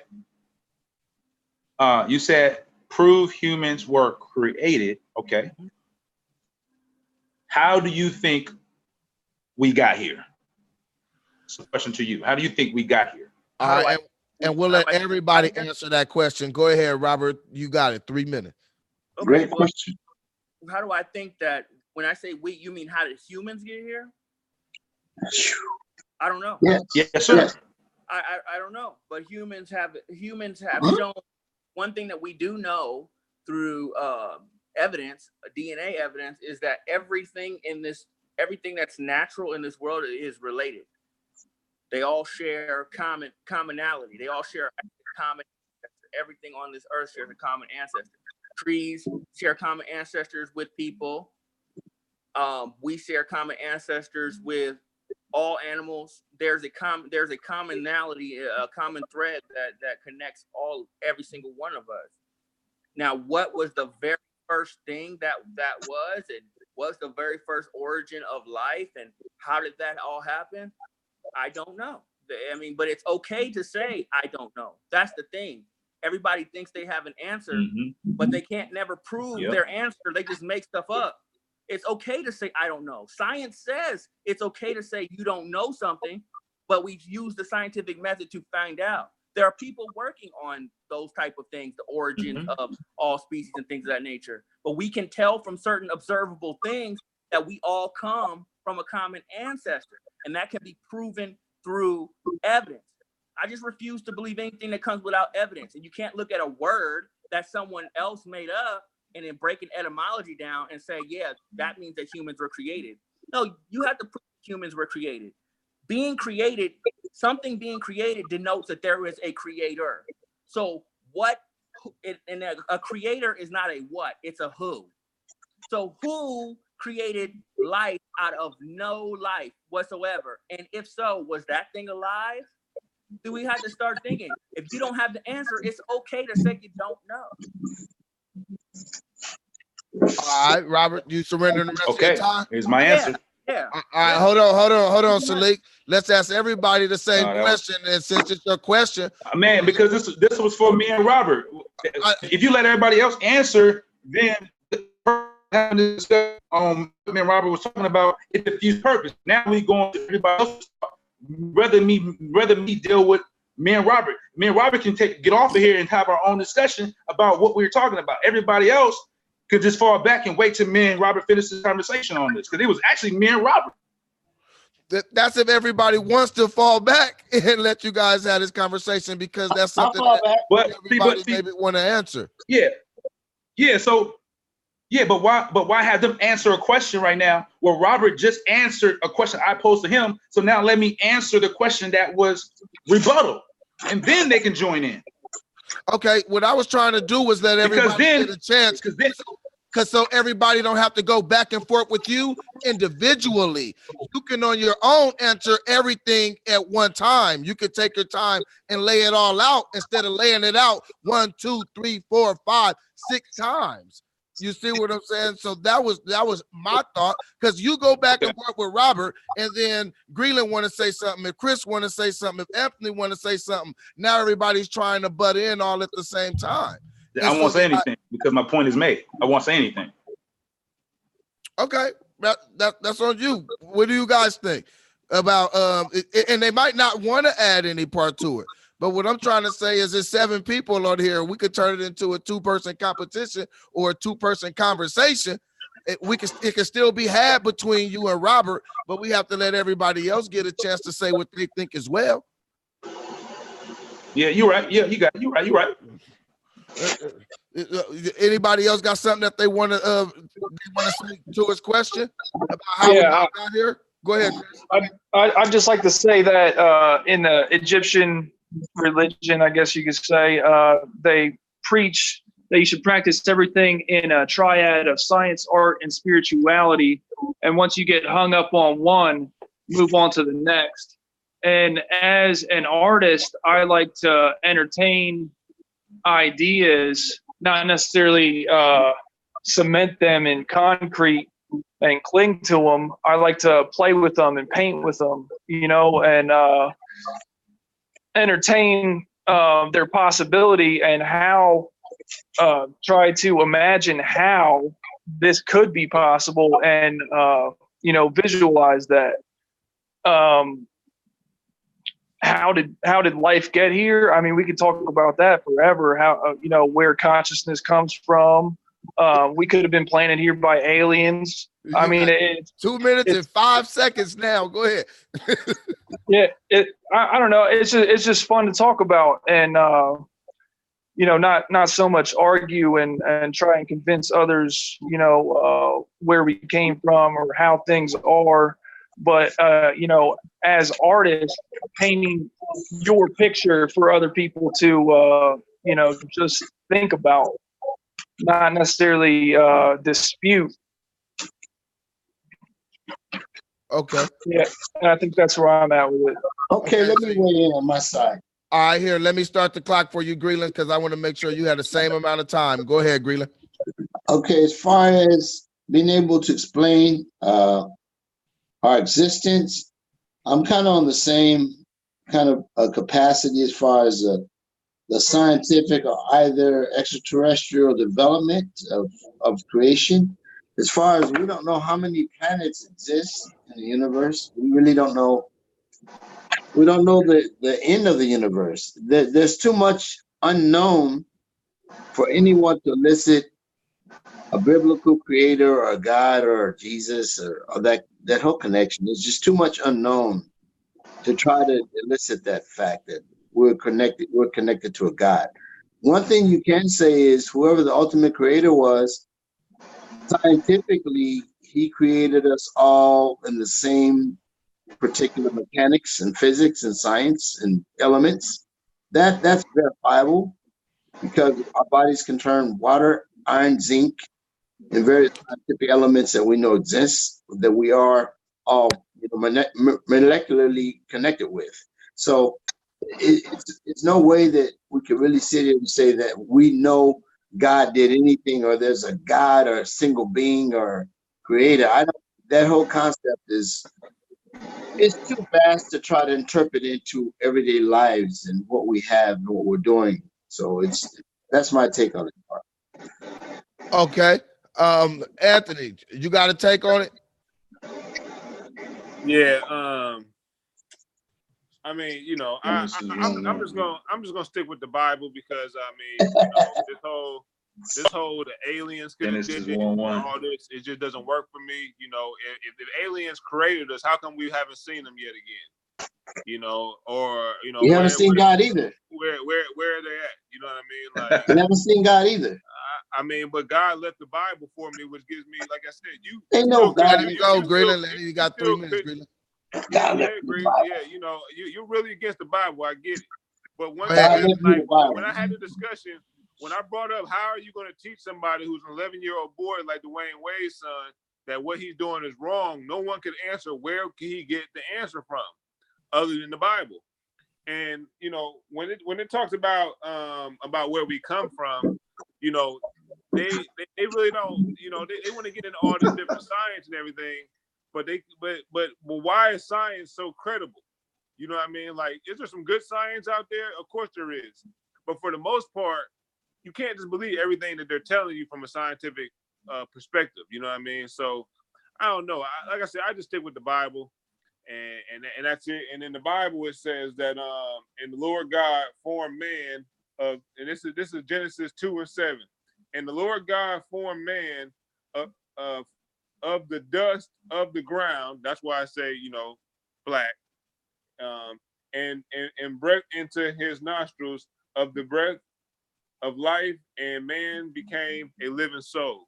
So, a lot of these, we that's where we come from. You know what I mean? Like, we're souls. Like, if we can't accept what the Bible says, how can I accept the fact that an alien came down, or that we formed from monkeys, or whatever other little, Darwinism or whatever else they got to say? You know what I mean? So it's like, at the end of the day, I guess you just got to go with, what you feel, and I'm just gonna stick with the Bible. Okay, here, let's do this since everybody got a chance to say what they want to say on that.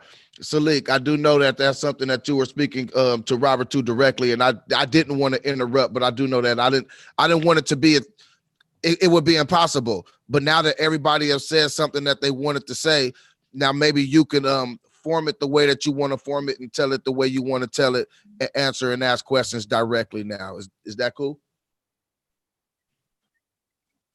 Yes, sir. You got it? Yes, sir. Go ahead. Okay. Yeah. So Robert mentioned it's always good to say if you don't know, you don't know, which is correct. We all went to school, we all went to universities. What happens? There's students in there that know, and there's some of us who don't know. So therefore, we try to team up with those study groups who do know, so that we can know, right? And who has the answers? The professor. So, and the textbooks that they're providing you with answers.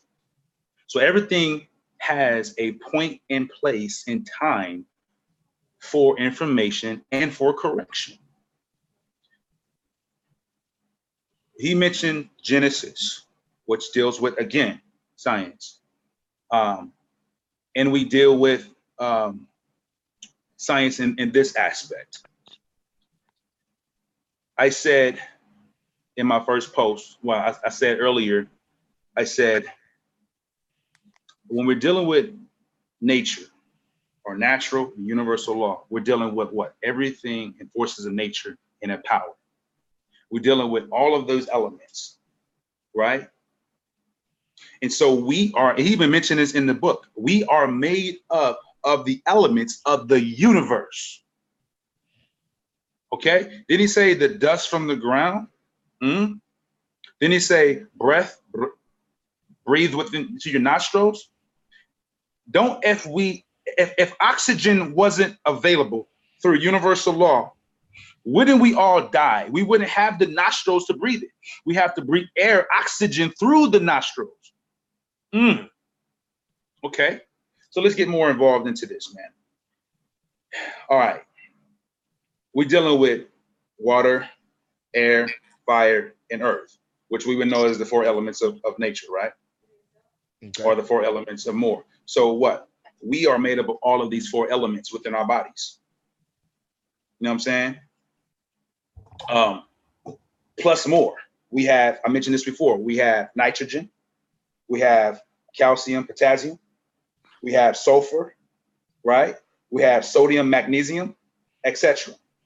We have all of these elements of the universe within us. And so we look at fire, which is hydrogen, or fire is hydrogen, which is what? Protons. And then we deal with air, which is oxygen. And then we're dealing with water, which is H2O. Our bodies is made up of those things. And we have the earth. What is the earth? The earth is what? Carbon and minerals, which we are all made of. This is why you have scientific indigenous health practitioners speaking about how to eat to live because of the genetic makeup. If you eat carbon-based foods, then you feed the molecular biology of those particular people who have those cells and genes. So science is rooted in everything in existence. And so the creation, so when I said creation, if we look at these things in creation, and if the Bible speaks of, which again, I say it's a scientific book, it goes and say creation from the what? The dust of the earth, which is what? Carbon and minerals. What are you made of? Carbon and minerals. Go do a test on your body and your genetic makeup and see all the elements you are made of. And then you saw breathing, it's oxygen. So we talk about creative. So if you can bring up for me, please. And I said that we are the gods, we are gods, and we are creators because we are the elements of creation. Got the baby in the back. Is she all right? So we are the elements of creation, is what I'm saying. So can you please look up the word creation? Yes, words have a definition, they have divinity in it. So we have to use them. Just like when you say go to school, what is school? School to you is what they told you. So school to you is interpretation of education, a learning center.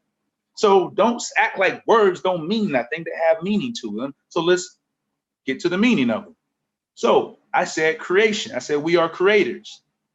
So we're going to deal with creation and procreation, etc. Hey, brother, can you please pull up that? And I'm gonna see if I can read it on my screen once my thing stops buffering. Okay. Okay, I gotta get a little closer to see it. Okay, so we look at creation. Okay, so look at creation. It creating, a producing, in classical use, in election, appointment, choice. Look, okay, keep going. Meaning in which God created the universe. Okay, such and such. Okay, let me look, man. This is small. I'm using my phone, so I gotta dig in. I'm sorry if y'all see my big old head. All right. Look at the word action, or creating or causing to exist. Also a created thing, that which created, that which is created, right? So creation is what? A coming into being. There it is. Creation, Old French creation means what? Creation, a coming into being. That's creation. Okay. And then when you look down, right where it says the noun, see the noun, it says noun of actions from past particular stem of kuri, to make, bring forth, produce, or beget. From pi, root word kur, to grow. That's creation. Now look at procreation. So now we understand that creation means what? To bring forth, to produce, to beget, right? Action of creation or causing something to exist. Now let's look at the word procreation, which deals with offsprings, dealing with the same thing, action or creating something or causing something to exist. So as soon as you bring up procreation,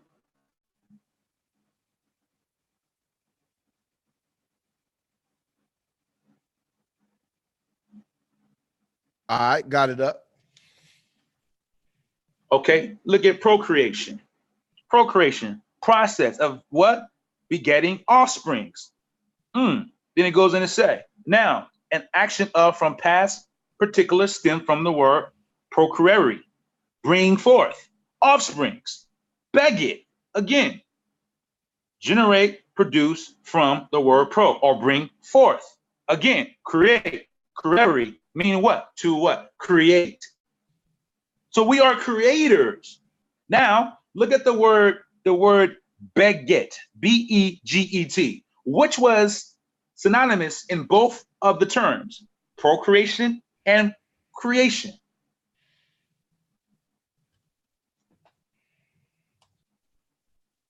What does this word means? And it's defined in both of the defining words, creation and procreation. Why does this word stands alone inside both? It says what? To get by effort, find, acquire, attain. Class V strong. Look at what it says. From, be plus get, sense of what? To procreate. And it goes in and says, generally used in the fathers only. So what is this word? Beget means to what? To get by effort, to bring forth. Again, offspring, to be creators. So we are creators. Thank you, brother. You can take it off the screen. So the question was, how humans are created is through the creation. Anything other than that, my father's father, my mother, my mother's father, I don't know anybody. I don't know any of that. I don't know how other than that, through what just science shows and tells, I don't know anything else other than that. So, like I said, if you remove the woman off this planet, how in the hell are you going to reproduce, reprocreate, create? You can't, because the woman is mother of civilization. Man, you need the cell in order to create. We got babies in the house that came through a cell out of your body. And what happens with that cell? It went into a woman's, you know what I'm saying? So what happens? It's dealing with human science. Come on, man. So this baby just all of a sudden so you mean to tell me you got walking humans in your body that are midgets, and so they get to go free when you let them off. And then all of a sudden now they developing as these little strong little man in human form. Now they come out at your wife's womb. What I'm saying is that we are creators, man. We have the God ability to be creators on this earth. So if you didn't create your baby, then it's maybe not your baby. So you're talking about the difference between creation and procreation? It's the same thing. Everybody go back and look at it. It's the same thing. To what? To bring forth or effort. It's the same thing. Can I jump in? Look at the word beget. Okay. It's the same thing. What is the difference? Offsprings, creation, they're all form of creation. Okay. Here, let's let Robert get in, because it was to Robert. And Salik, I wanted to give you the proper time to lay it out the way that you wanted to lay it out. And go ahead, Robert. Okay, so check this out. First of all, thanks for bringing the definitions up, Salik, because basically on the conversation that we had in the chat room, you basically proved my point. Because when we're talking about creation and procreation, the denotative definition right there was talking about offspring. See, when you're talking about words can have a meaning, but you got to put them in the context of what you're talking about. So when you when we were talking about creation, and I said prove that humans were created, I am speaking of what your first definition was of created, meaning that the who brought forth humans. Humans were not brought forth by a person or by a who or by some kind of force that's outside of nature. Humans were originally brought forth through natural means, not by an entity outside of space and time. And I think you agree with me on that. I'm not saying that to try to refute you. And I'm just kind of piggybacking.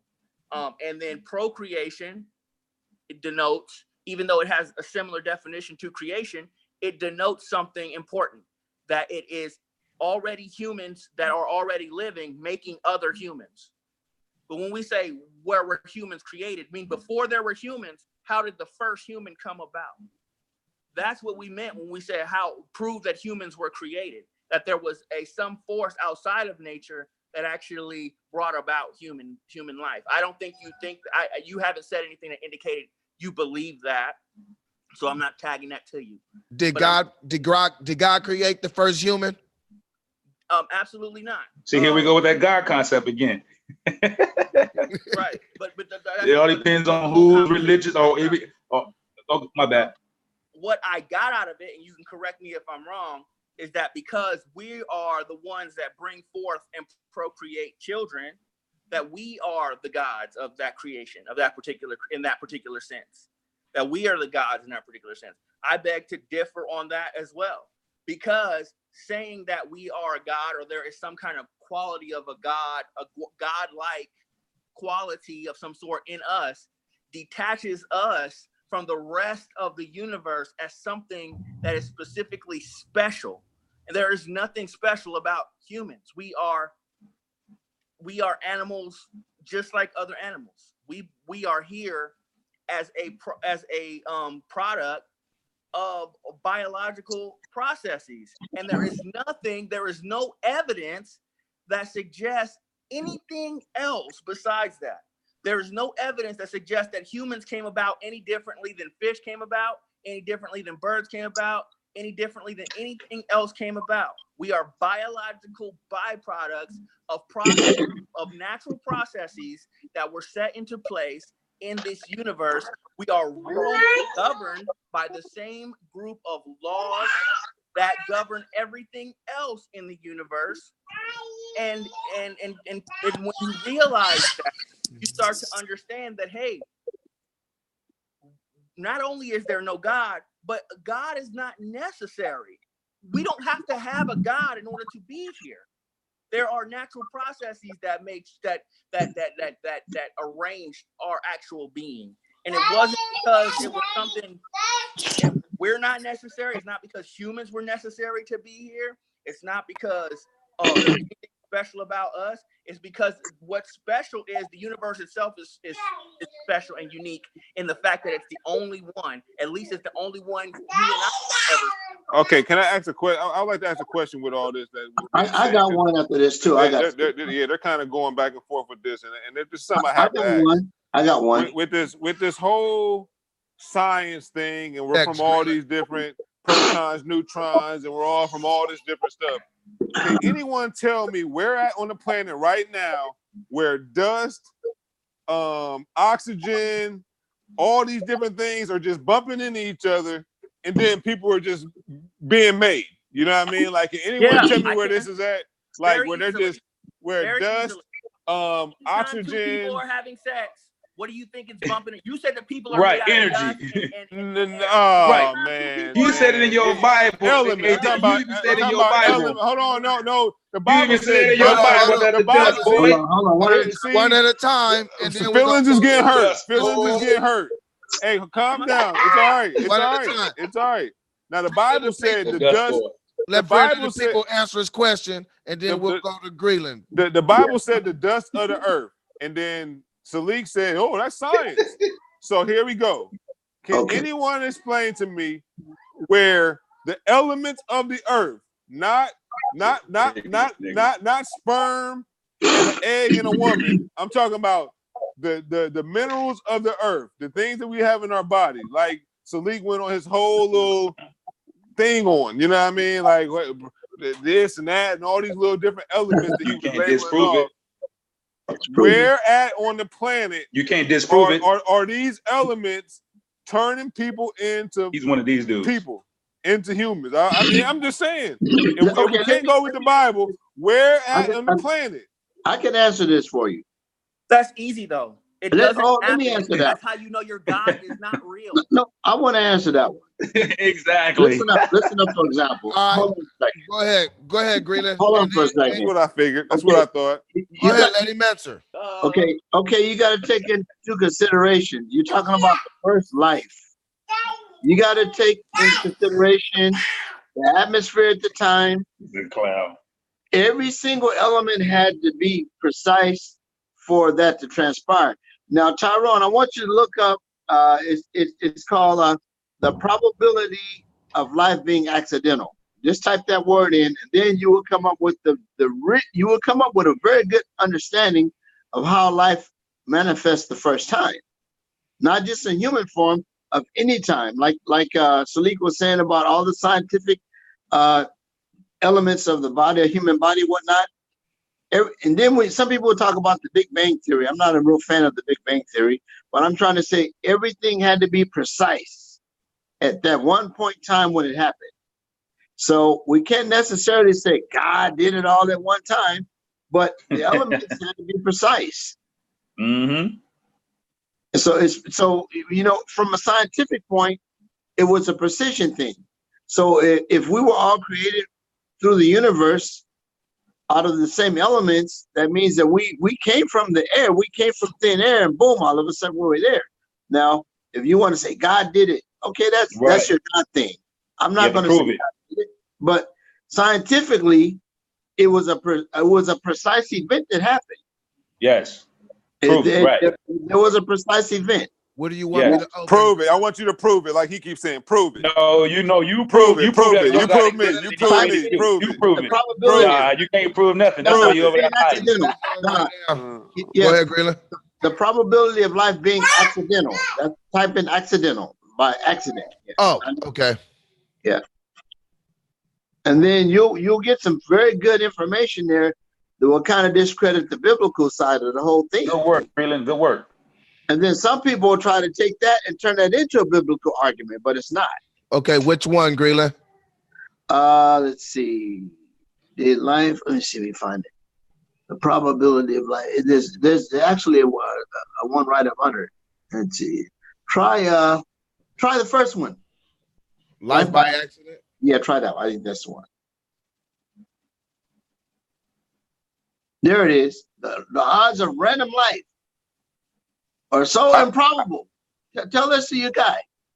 I would like to go after the, because it seems like they're all on the same page right now. Well, I want to go after this guy. It goes back to what you were saying about. I want to go after this guy.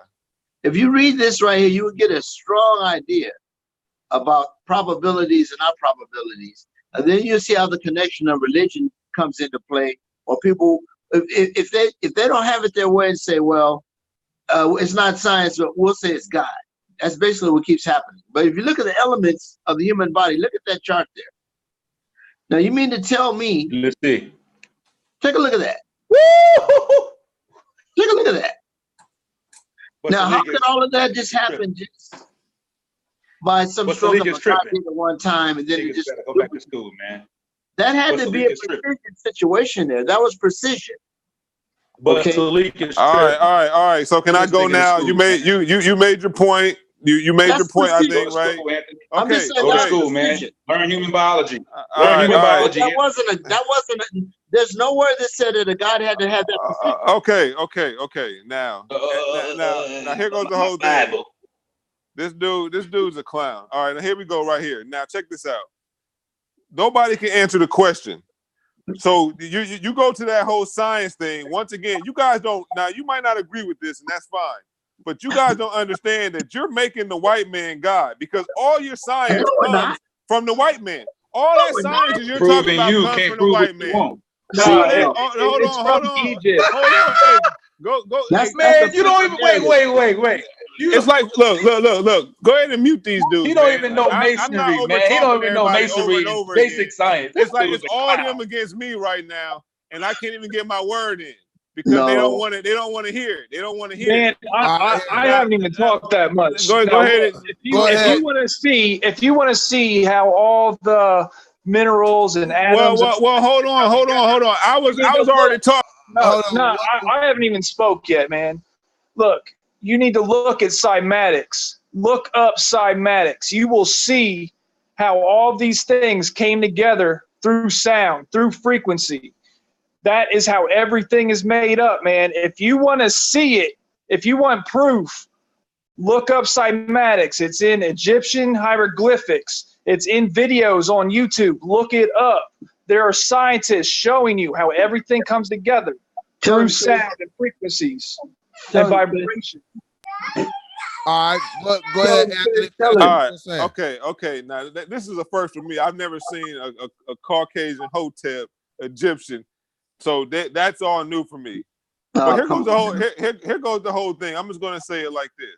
And that's cymatics on the screen, Chris. At the end of the day, all the information that they're taking, even if we agree upon that those are the elements that make up the human body, all this information comes from the white man, as they say. That has nothing to do with it. So they say, hold on.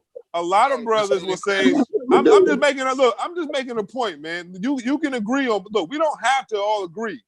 I'm just making a point for the audience. This has nothing to do with y'all. I'm not trying to change none of y'all minds. Y'all can stick with what y'all believe, and more power to you. Here goes the whole thing. I'm talking to the people here. Now, a lot of brothers will always talk about how the Bible was written by the white man, and the white man gave us this, and the white man gave you that. All this science information that these brothers are trying to kick come from the white man. They're not coming. Bro.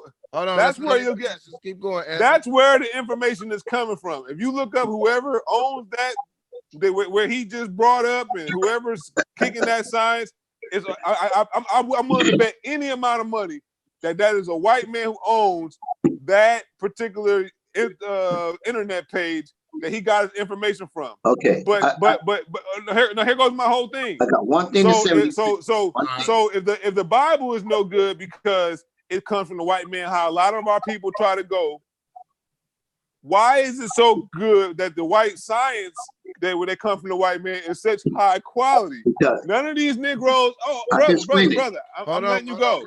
I'm letting you go. Anthony, round it off, Anthony, so we can get to everybody. I'm gonna round it off real quick. None of these Negroes are in a lab doing any of the science themselves. None of them can bring any of that into play. He got so desperate to say, well, the elements are right back then at the right time. But no one can show me where all those elements that he on his little element chart has come together. Take me to the location. Take me to the place on Earth where all those elements are coming together and creating a human being. I want to see them all smashed together, and all of a sudden a little miniature human pop out. All right. But they can't do it. All right, let's let them get on it. Then we're going to restart the time limit on anything anybody say for here from here on out, just so we can keep it the same. Go ahead, I want to explain something to you. First of all, we know for a fact that dinosaurs existed. I've seen it myself because I've been down on La Brea tar pits. I've seen the dinosaur remains of me pull out of the tar pits.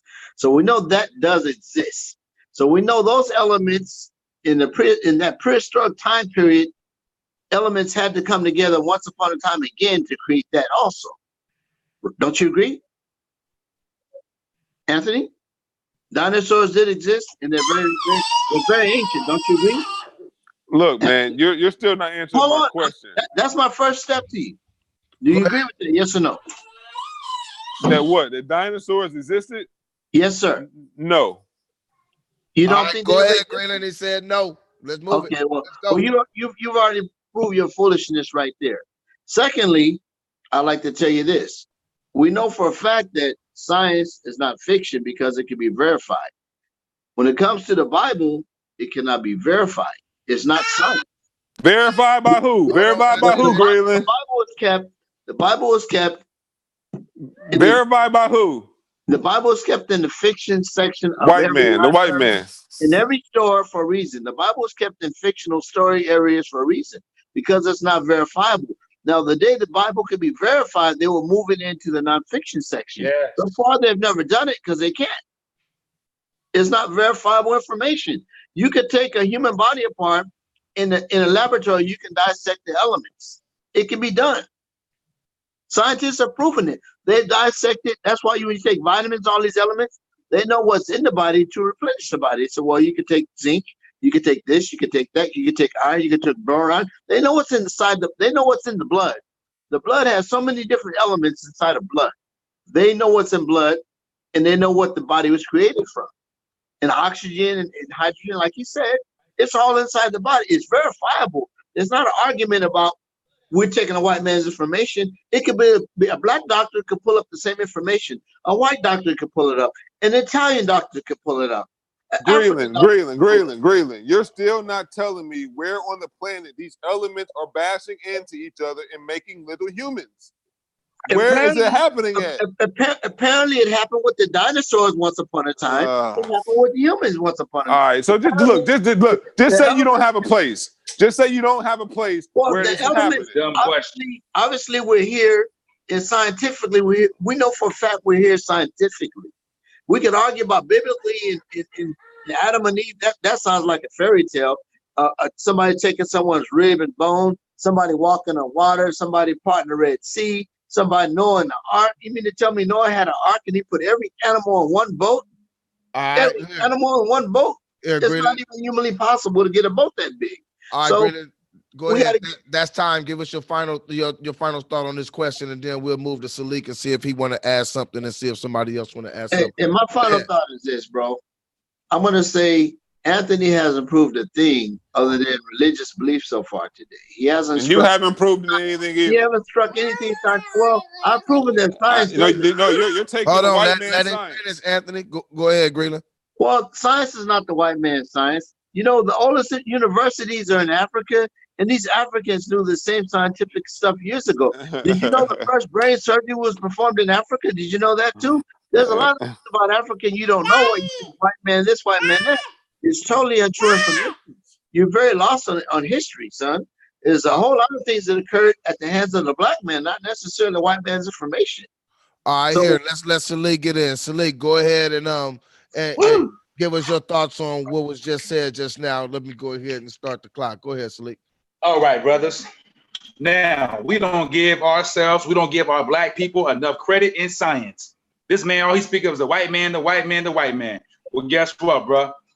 He's still in dinosaur age because he don't even think that. Man, let me ask you, he don't even know who Dr. Delbert Blair is. I know it. Okay? He don't know nothing about Dr. Delbert Blair. He don't know nothing about Dr. Phil Valentine. Exactly. Okay? Go look him up. Go look him up. That's just 2 starting points. You deal with that on the starting point. He don't even give his own black people credit. He keeps saying white man science, white man science. He don't even understand science at its origins. But white people get science from the ancient Aboriginal black inhabitants. How they think they're trying to learn from look at the Egyptians, the Sphinx and everything. They're learning. They're still trying to figure out how in the hell did these black civilizations create these pyramids? How do they deal with all of these metaphysics and all those things? They're understanding, trying to learn our science. This is why Masonry deals with science, which is science of building. This is why you got Freemasonry, secret societies controlling the world because of ignorant people and how they do it through religion. They get you all right here fighting on these little crumbs, while they over here controlling everything because it's about science. Man, let me just say this, man. And I'm gonna leave that there. But however, dude, there are so many black scientists that he don't even mention. I can't even send this up. Hey, I want to go next. My time is limited. Let Tyrone pull that up. Yeah, you can go next. Yeah, you go next. You gonna go next. No, Check no, it out. Robert It's called Phoenix. Okay, brother. I don't have a lot of time, so I'm trying to rush up to the rest of my mindset. But those are just 2 people you can look up. You say white science, man. They learn it from us, bro. They learn from our indigenous cultures and science and mathematics and systems. You better get education. And then look up science. It's called Famous Scientists. It's called famousscientists.org. Look up the Art of Genius and look up all the black scientists in history. I don't know if you could pop it up, man, but I'm just gonna go over some. Okay, for instance, we have Benjamin Banneker. Time's up, man. Time's up. Time is up. All right, yeah, here we'll. Man, you yourself. You ain't talking no more. No, but we'll pop that up because I gotta go find it. I got a bunch of screens up. But round that off and then let's let Robert get in. Okay, go ahead. Yeah, so I just want to mention, man, that there is so many black scientists and inventors of black people on this planet, man, that don't have the credit. Patents and things were stolen. Now Europeans have it and they're capitalizing off of our science. So that's all I want to say, man. But I'm gonna send you this thing through a link. You can look up some of the things, man. So he don't give enough credit because he don't know. That's cool. All right, here, let's go ahead and let's let Robert get in here. Robert, friendly friend of the people. You've been on pause for a minute, man. I'm sorry. He's there somewhere. Oh, you're muted. And we're gonna come to Chris next if Chris is here, and when Prince pop back on, Prince can pop back on. But Chris, if you're there, we're gonna come to you and get what's on your mind next, Chris. There's Robert there. You know me, I'm listening. I'm trying to understand the argument because I can't refute anything I don't understand. Chris getting hot. I owe these brothers to understand what they're talking about before I come against it. I don't automatically default against your argument. I listen to what you're saying, and if what you're saying, if I disagree with something, I at least try to come up with an intelligible question I can ask. So I do have one for Anthony because I mean he's the one that's kind of coming up with all the best. To me, he's come out with the most concise points, if nothing else. So Anthony, he asked a question and he said, where on earth can you find the elements just kind of bumping together and turning into humans? And you can't. Okay, you can't. But your Bible story says that's exactly what God did. He took some elements, he put them together. That's not how people came to be. It just proves basically the fact that you don't see that happening proves that your God did not do that. That's not what happened. You understand what I'm saying? Yes. So what I'm saying is this. Now you have to go, if you believe that Bible premise is true, that God formed man, you're going to have to give us some extra biblical evidence that this God actually formed man. Is the Bible the only place that says that? Or do you have any evidence that shows that this actually happened, that there was a God that formed a man? Location, yeah, brother. He can't prove it. All right, here. Were you done, Robert? Yeah, that's it. Very kind of keeping it simple because it's getting convoluted. You got to keep it simple. Okay. Yeah, it's real simple. All right, hold on. Now let's let Anthony respond to that. Anthony, go ahead. Respond. All right. Well, I'm just gonna say this. Like, you know, we can go back to the, black folks. You know, the Nubians building the pyramid. Building. Okay, here we go. Children. So here it goes again. Look, we can go back to I know the Egyptians were the first ones to take bodies and do science on them and brain surgeries and all that type of stuff. And I know that we have black science, but here goes my whole thing. If and I'm not discrediting black scientists, but how is it that the white man was able to get so far ahead with nuclear bombs and all these damn weapons, and we weren't able to do so? Like how? So how were they able to get? No, this is a serious question.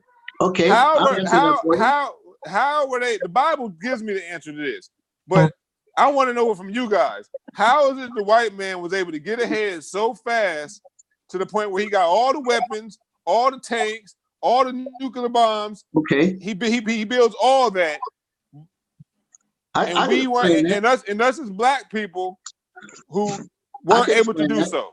I can explain that. Primarily. Wait, hold on 1 second, Greeland. I don't want to cut you off.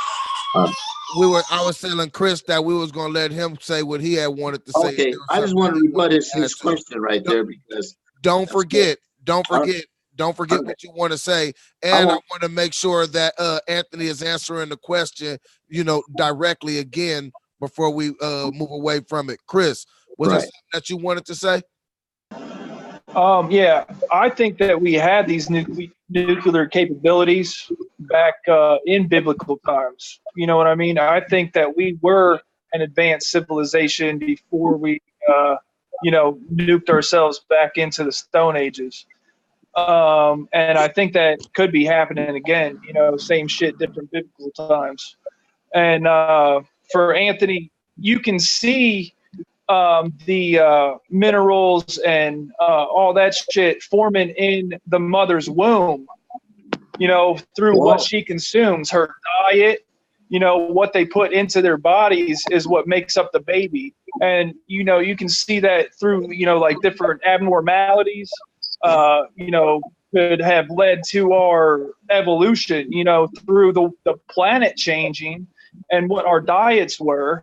That's what has evolved us throughout the centuries, and you can see that under a microscope or whatever.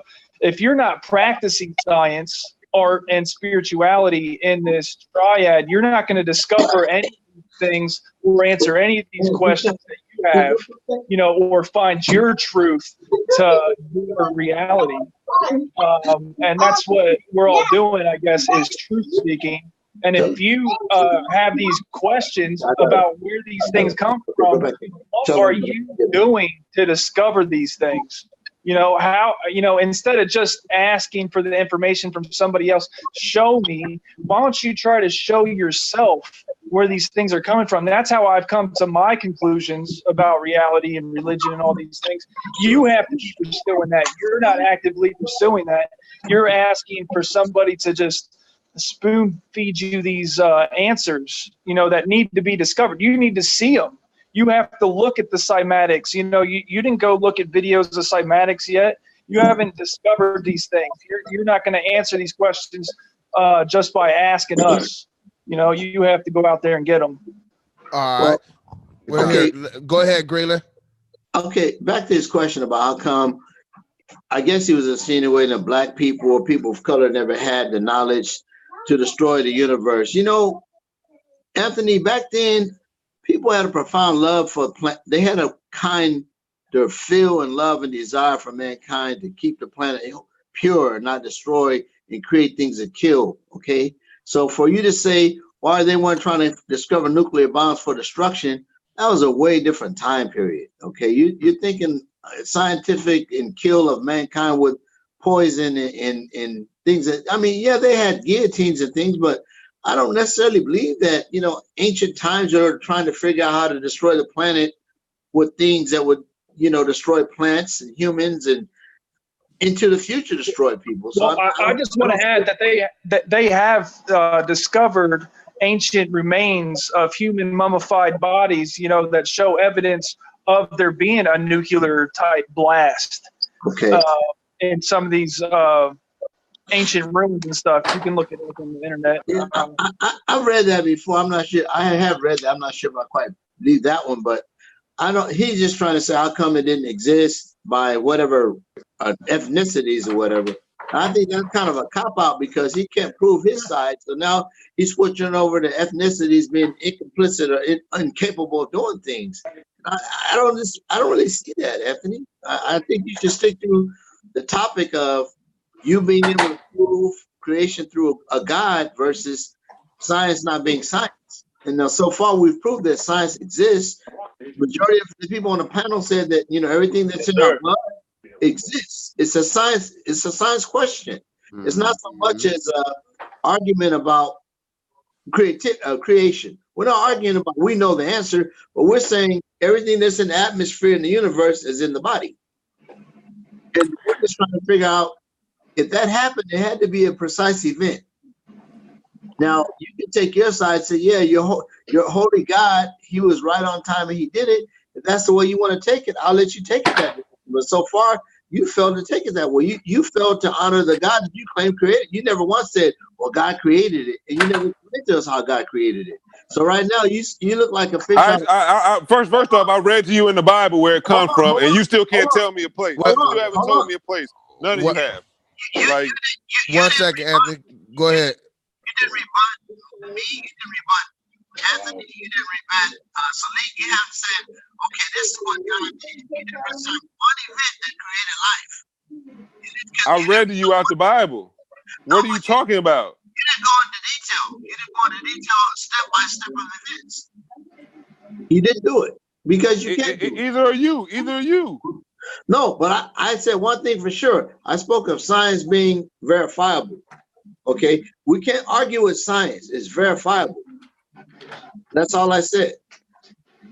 I addressed exactly what you said, Anthony, and you left my question just on hold. You didn't answer it. All right. Want me to ask you again? All right, here, let's do this. You can ask You never answered, Anthony. All right, here, let's do this. Let's ask the question one more time. Let's give Anthony a chance to answer, and then we got some questions from the audience, and then we'll get some final thoughts. And P, we'll make sure you get the final word because you've been gone for a long time too. Yeah, let him in, P. All right, Robert, go ahead and ask Anthony your question, and then I got some questions from the people watching. And if you're watching, hit the like button, turn on your hit subscribe and the notification bell so you can be notified when we doing this, because we do this all the time, different topics. Go ahead. Just to catch the people up, Anthony, and the question is on the table from Anthony. Where in the world can you find the elements, the dust of the ground elements, bumping into each other and creating humans? And I said in response, you cannot find that anywhere, Anthony. But according to your scripture, that's exactly what your God did to create people. But that did not happen, Anthony. So my question to you is, what proof do you have that there was a God that formed a man from the dust of the ground besides the Bible? Or are you just reading from a Bible and saying that this is the truth and rejecting every other evidence to the contrary? Good question. Well, we're waiting.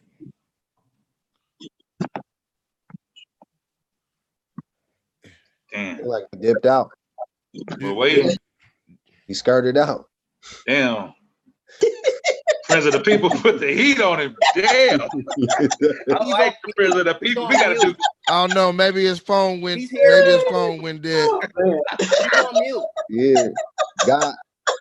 God didn't like that shit.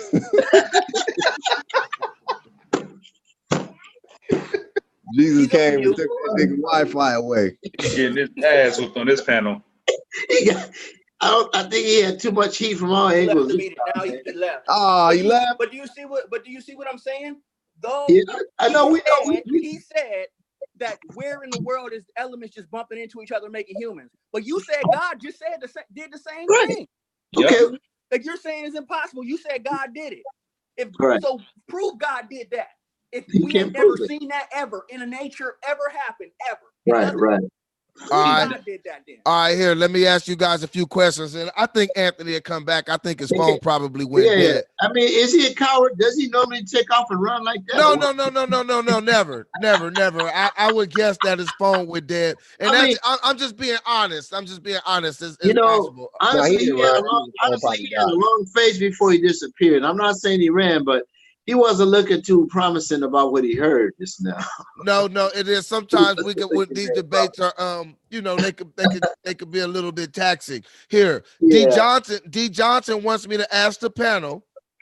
Yeah. Let's see. If you can believe in one and all creator and science, can you believe in an all-encompassing creator and science at the same time? That's a good question. Go ahead. Pick it up, Greenland. Go ahead, Greenland. Pick up the question. I mean, that's a very good question. You can have science and all-in-one creator, because like I said, if we were created by some sort of extraterrestrial high advanced technology or whatever entity it was, sure, it could be two of the same, because we don't know. I mean, we don't know the end of the universe. We don't know what other type of life forms exist out there. We don't know. So it'll be illogical for us to say, well, we got a supreme creator that created everything. Okay, well, if that's true, what about the other planets and universes and just undiscovered planets that we see every day? And we don't know if there's You life. never seen one of those other planets. You never actually seen one of those other planets. I told you Anthony wasn't running. Once again, you're going off the white man's science. Once again. It's not the white man don't say this. Hold on. Well, I mean, I'd rather take science that's agreed upon by other ethnicities instead of a Bible that's agreed on by a group of fools. All right, look, we got another question, and let me ask you guys all, just so we can. And we ought to finish answering the first question. Yeah, that's what I'm saying. I want to make sure that everybody got a chance to answer the first question. Can you believe in a God, in a creator, and science at the same time? Let's all get an answer. And you guys just try to make the answers concise as possible so we can just roll through to the next question. I already gave mine, so. Okay, go ahead, Chris. Oh, me? Oh, yes, you could, because that's all in one. Right. Okay. What about just based upon it? Yeah, my thing is it's all in one in existence. It's all in one. So again, it goes back to what people deem or what they have been taught was God to them, and that's how they start to say, "Oh, is he gonna bless us? He gonna love us? He gonna shelter us? He gonna give us?" It's all about how they were given it and what system of belief they're in. That's it. Interpretation, yeah. Okay. Friendly friend of the people. Can you believe in a God, or can you believe in the creator and in science at the same time? There are people that believe in both. There's plenty of them. And so, but the thing is this, you got to have in your own mind, you have to have a way of when you receive information of evaluating that evidence for truth. And God is not above that evaluation at all. God is subject to that evaluation. When someone tells me about God or describes God, or when someone describes a scientific phenomenon or anything like that to me, everything must go through a process before I accept it. And that process inside of my mind is always being refined. It's not about the evidence that's out there. There's going to be all kinds of places evidence and information comes from. How are you evaluating that information when you get it for truth? Yes. That's what's important. And if you're doing that and you arrive at, oh yeah, there's a creator, and oh yeah, this scientific theory, and no, this not scientific theory, throw that out, then that's fine. We're supposed to always be going through that process, and that keeps people from pulling the wool over your eyes. Yes. Okay. Go ahead, Prince. I was gonna say, so to say that, to ask a question, can you believe in God and science at the same time? Like the obvious question, the obvious answer is yes, right? Because you don't have to believe in science.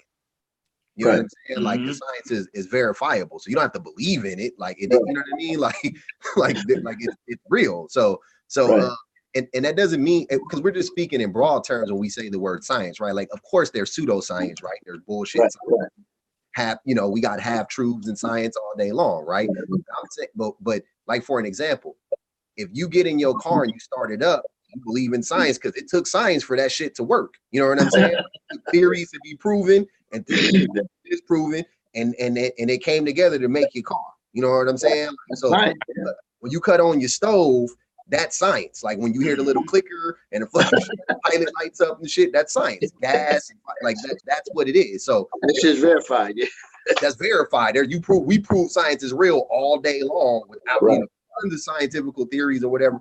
We know it's right all day long, right? So of course you believe, like I said before in the group chat, everybody in the world believes in science. That's not a question. Every single person believes in something that's every single person. Not everybody believes in God though. It's true. Okay, here, let's go. Let's ask Chris. Chris, can you believe in science and believe in a God, a creator of all as well? Sure.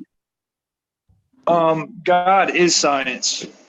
And if you can't explain something simply, you don't understand it well enough. And the simplest way to explain anything is on a subatomic level. And everything is created by energy, frequency, and vibration. And that's what God is. And that's what everything is made up of.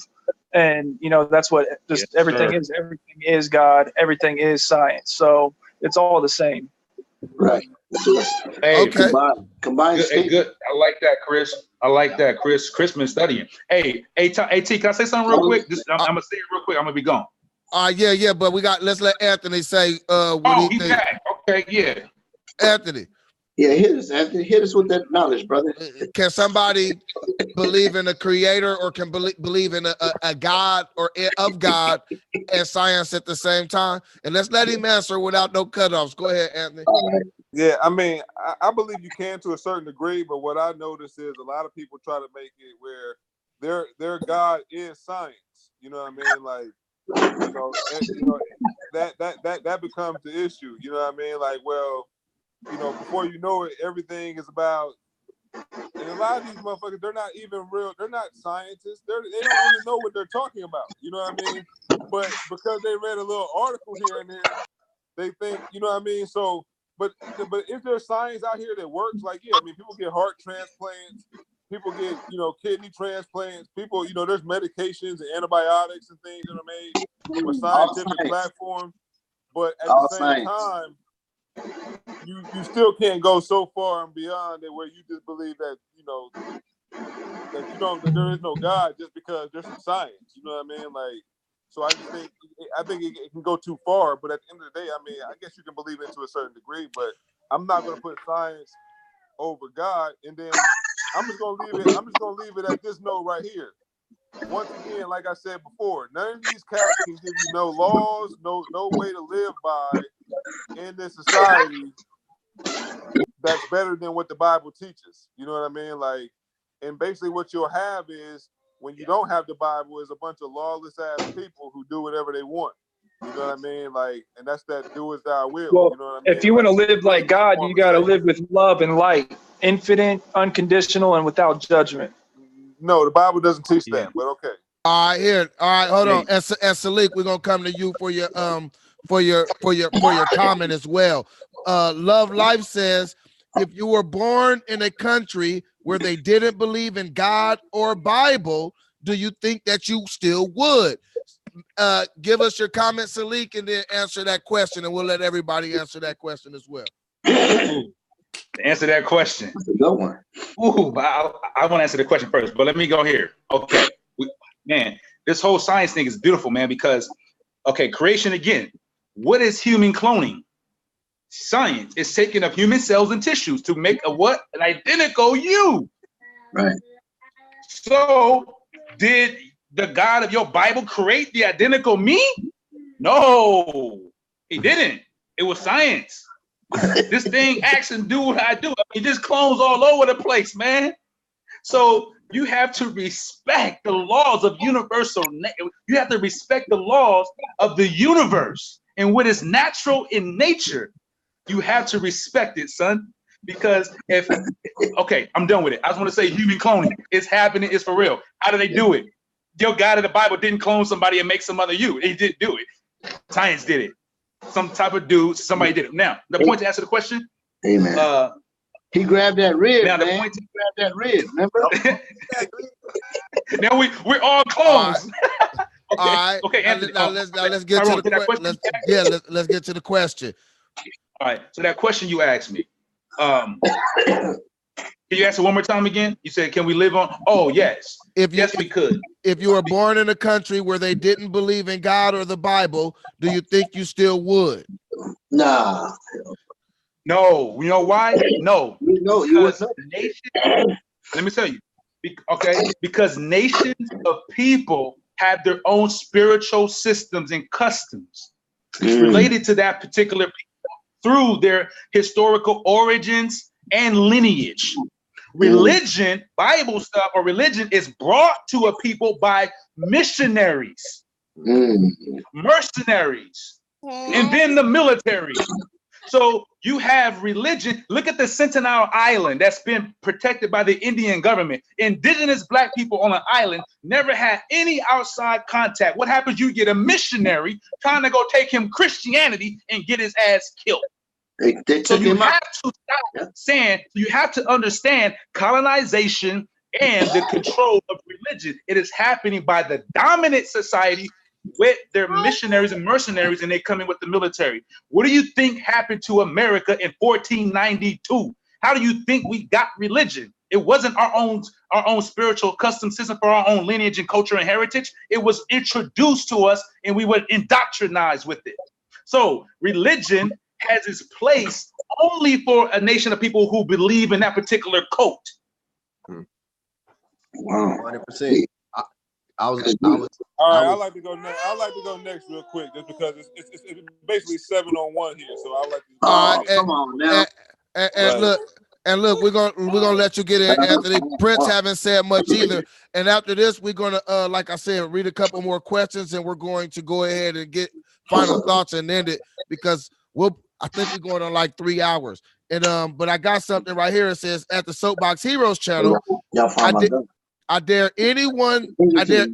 Hold on. Bring me to go. 1 second. It says, I dare anyone that rejects the God of the Bible to debate Matt Slick by going to apologeticlive.com from 8 to 10 Eastern this Thursday. You will lose the debate. So I just want to throw it out there. I don't like to block other people from putting on good debates and things. You know, some people wouldn't tell nobody. But yeah, this is what we have in the comments. So if you guys are interested in that, you guys might want to go check him out and jump on that debate. What was that debate again? What would he say again? He said, if you reject God or the Bible, then he wants to debate Matt Slick on apologeticslive.com from 8 to 10 Eastern this Thursday. And that's from Catholic Dude. So I got you, Catholic Dude. Nope, I got you. So I want to say that the obvious answer to that person's question is absolutely not. You wouldn't believe in that. And the proof of that is, if you lived in Iran, you would be Muslim. If you lived in India, you would be Hindu or Muslim. If you lived in Ireland, you would be Catholic. Like that's the proof. That's all you need. So you're asking us if you never. So think about that. If we never had the Bible and we never were introduced to this religion, would we know it? Like believe in it or follow it or whatever? And when they say that, they mean like by and large. I'm guessing as a society, of course not. It's just like asking, do you think that if the media didn't tell everybody that black people, that you should be scared of black people, would people still be scared of black people? No. If they stop fucking putting out bullshit images of us fucking 24/7, and people probably would stop fearing us, right? Like, you know, like that all goes together. So the obvious answer is, of course not. This shit is passed down from generation to generation. And my father was he called himself, he's a self-prescribed heathen. He calls himself a heathen in the biblical sense. I don't believe in any of that stuff. And when I was ultra religious, he told me, I don't condemn anybody for believing in it. If it makes you a better person, and more power to you, but I don't believe in that shit. Yeah. So my father not believing in it actually enabled me to not believe in it. You know what I'm saying? Because I was like, and my dad, because he would like tell me like, yeah, that shit is bullshit. You know what I'm saying? Like, so, but I had a mom that believed in it, so that's like what indoctrinated me, and I was with her most of the time. So if my parents, neither one of them believed in it, I probably wouldn't have ever believed in it, right? And and it ended up happening that I don't believe in it now. So it's definitely just they are passed down rituals through the generations, and that shit started, the things that are stories that's been told for 10,000 years. And real quick, I just want to add that it's funny that this is also proof that all we're talking about on this panel is fucking Christianity. We're not talking about Hinduism. We're not talking about Islam. We're not talking about Judaism. We're only talking about Christianity because in this country, it's a Christian dominated, like the majority of people who identify as Christians. Right. So like Anthony could, if there was a Muslim on this panel, they would disagree. You know what I'm saying? They're both religious. They would have fundamental disagreements. If there was a Hindu on this panel, they would disagree. Right. You know what I'm saying? Like, so that is also further proof that it's just our like Salik said, it's just our society. You know what I'm saying? It's just because it was taught to us. That's all it is. Right. No relevance at all. Right.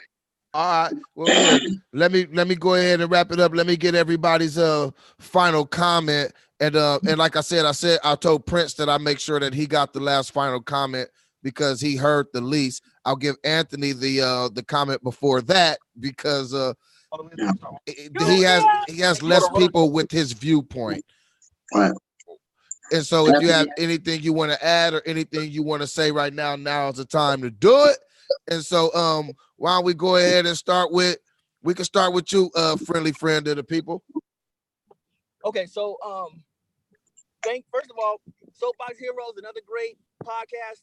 Click the like, subscribe, get the notification bell. You'll always get updates when we go on. This was kind of impromptu, and if you wasn't subscribed, you might have missed it. So, hit that notification bell so you don't miss these heated debates. First of all, just to throw it out here to all the brothers, because these are the main brothers that usually be on the show. If anybody wants to go ahead and take a specific off of this topic and debate it in specificity, you already know the friend of the people. I got you. I'll run your bathwater on this whole little topic. So, secondly, the topic of whether God exists or not is very complex. No one can say for sure if God exists, and no one can say he doesn't exist. But the evidence is clear.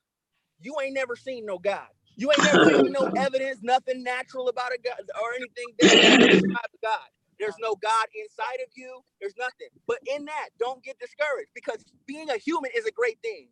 Being the natural earth, looking around at you, the sun, the moon, the grass, all this stuff is great. Enjoy it for what it is. Understand it in its simplicity and look deeper towards complexities and enjoy it. Breathe the air. Enjoy being on here. Stop looking for something outside of yourself to validate you. Just be glad you're here in this moment and be the best and be the father, be a mother, be a friend.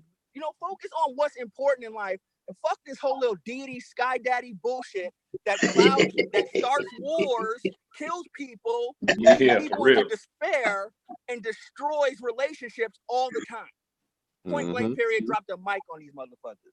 Amen. Hallelujah. Hallelujah. All right, amen, brother. All right. Yeah.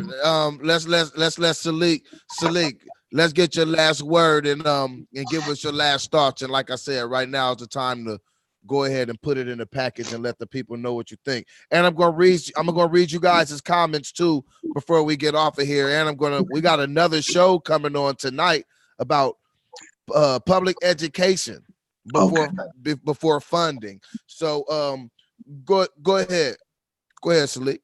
Okay, man, this is a great discussion, a great time for knowledge. So here is the God concept when we continue to say the word he. So my question would be to everyone listening to say, ask yourself the question, where did you get the religious concept or the concept of a God? How did you get it? And then also to what age were you given it? That's going to help you understand how God has been interpreted to you and how you understand it. All right. And not only just that, is that on top of that, understanding invasions of nations and understanding indigenous people, man, all over the planet and their own customs and systems and way of life. And everything practiced here in America, as we are here, has been adopted by the dominant society, which is by the colonizer of the United States, which were the colonizers. So that would be in a history lesson, but we're dealing with the 13 British colonies who came onto foreign land. And what happened now? They started to establish their jurisdiction and impose religion. If you don't understand what I mean in this context, in the concept of control enforced through religion concepts, look at the 1492, the Doctrine of Discovery. That's a basic. I did this in my lecture. This is one of my part 2 of my lectures on the debate of the God creation or the God concept. So, but then again, it's the respect to the people, because I respect the people, and it's the respect to all the people, because we are at different levels of thought in our lives, and we are in different belief systems in our lives, because a lot of us have been emotionally connected to a story, and that gets a lot of people by that need to thrive in that to be something. And that's cool too, because that's for them. But for the free thinkers are the threat, because those are the ones who can think for themselves and be and create for themselves and be all that within themselves. So Right. I just want to say that, and keep building. Just keep building, brothers. Thank y'all, brothers, for on this conversation. It is heated. Sometimes it can be very frustrating, having these type of discussions, man. And because what you want to get out of it and what you're not getting from it. So. Well, and then too, I do like the discussions too, and I do know they get heated. But like Robert said, if there's ever an individual topic within the debate that needs to be debated, then we can address that in a smaller debate, maybe 1-2 people, And so I thank you guys for coming on and saying what you guys have to say. Go ahead, Greenland. I would just like to just touch on one part of the whole conversation. I think Anthony still there? Is he gone? No, I think he's gone. I don't see him on the panelist anymore. I'll just say to the guests out there, whenever someone imposes something upon you and they tell you don't question it, that's the time you should question it. They say, just follow the faith. Then, why would you want to follow blind faith? That's like saying, man, just jump in your car at night, put on a pair of blinders and drive it in the dark. Who's going to do that? It's good to question something. And if someone tells you, if you question the God, you're going to hell, or if they tell you, well, non-believers will be punished, but the man who's a murderer, he's going to be forgiven. Now, I got a problem with that kind of crazy analogy. And I've heard all this crazy stuff from Christians. Well, if you don't follow God, you're going to get punished. But if you do this, you're going to do that. So I'm just saying, just always be vigilant, do your own research on your own religion, find out its roots, find out its history, do your own research before you follow any religion, whether it's Islam or whether it's Christianity or whether it's Catholicism. Just do your research, and then you determine for yourself if that's what you want to follow. I'm not knocking anybody's belief, but I'm just saying, do your own due diligence and find out the main thing for yourself. And that's all I got to say for that. All right, Greenland, and thank you, Greenland. And Chris, give us your final thoughts, man. Let us know what's on your mind. Leave the people with a lasting impression. All right. Well, I think the most important thing, whether you're a scientist, a religious person, an artist, is being able to entertain other scientists, religious peoples, and artists' ideas to try and gain a higher understanding or different perspective and see things from another angle, instead of trying to force your vision on other people, whether, in any of these areas of life, because you're actually blocking yourself off to your own understanding of those things by trying to block those other voices out or whatever. I think it's just really important to, no matter how outrageous or crazy the idea is, like, we could all be living in a matrix and be all one, programmed entity that's experiencing itself as different, people or whatever. We can dispute science all day, whether the moon landing was real or fake, or dinosaurs were real or not, because there's evidence to support both sides of that. Right. You have to seek that knowledge yourself and be able to entertain other people's perspectives of those ideas. So I think that's kind of like the meaning of life. That's what it's all about, is trying to understand. Okay. All right, Chris, and I want to thank you for hopping on too, Chris. I know you're a busy man. Hey, if you guys get a chance, go to Chris's page. He's a wonderful artist and a tattoo artist, and he's so busy that I'm surprised he was able to sit here with us. Well, I've actually been doing stuff while this has been going on. I keep going in that driving mode. Yeah, I figured multitasking. Thank you, Chris. I appreciate it. Prince, yes, give us your final thought, last word, wrap it on up. Yeah, I want to say, first of all, that it's funny because it's rare that like we're all on the panel together, first of all, like this many people, but out of the majority of the people that were on here and the overwhelming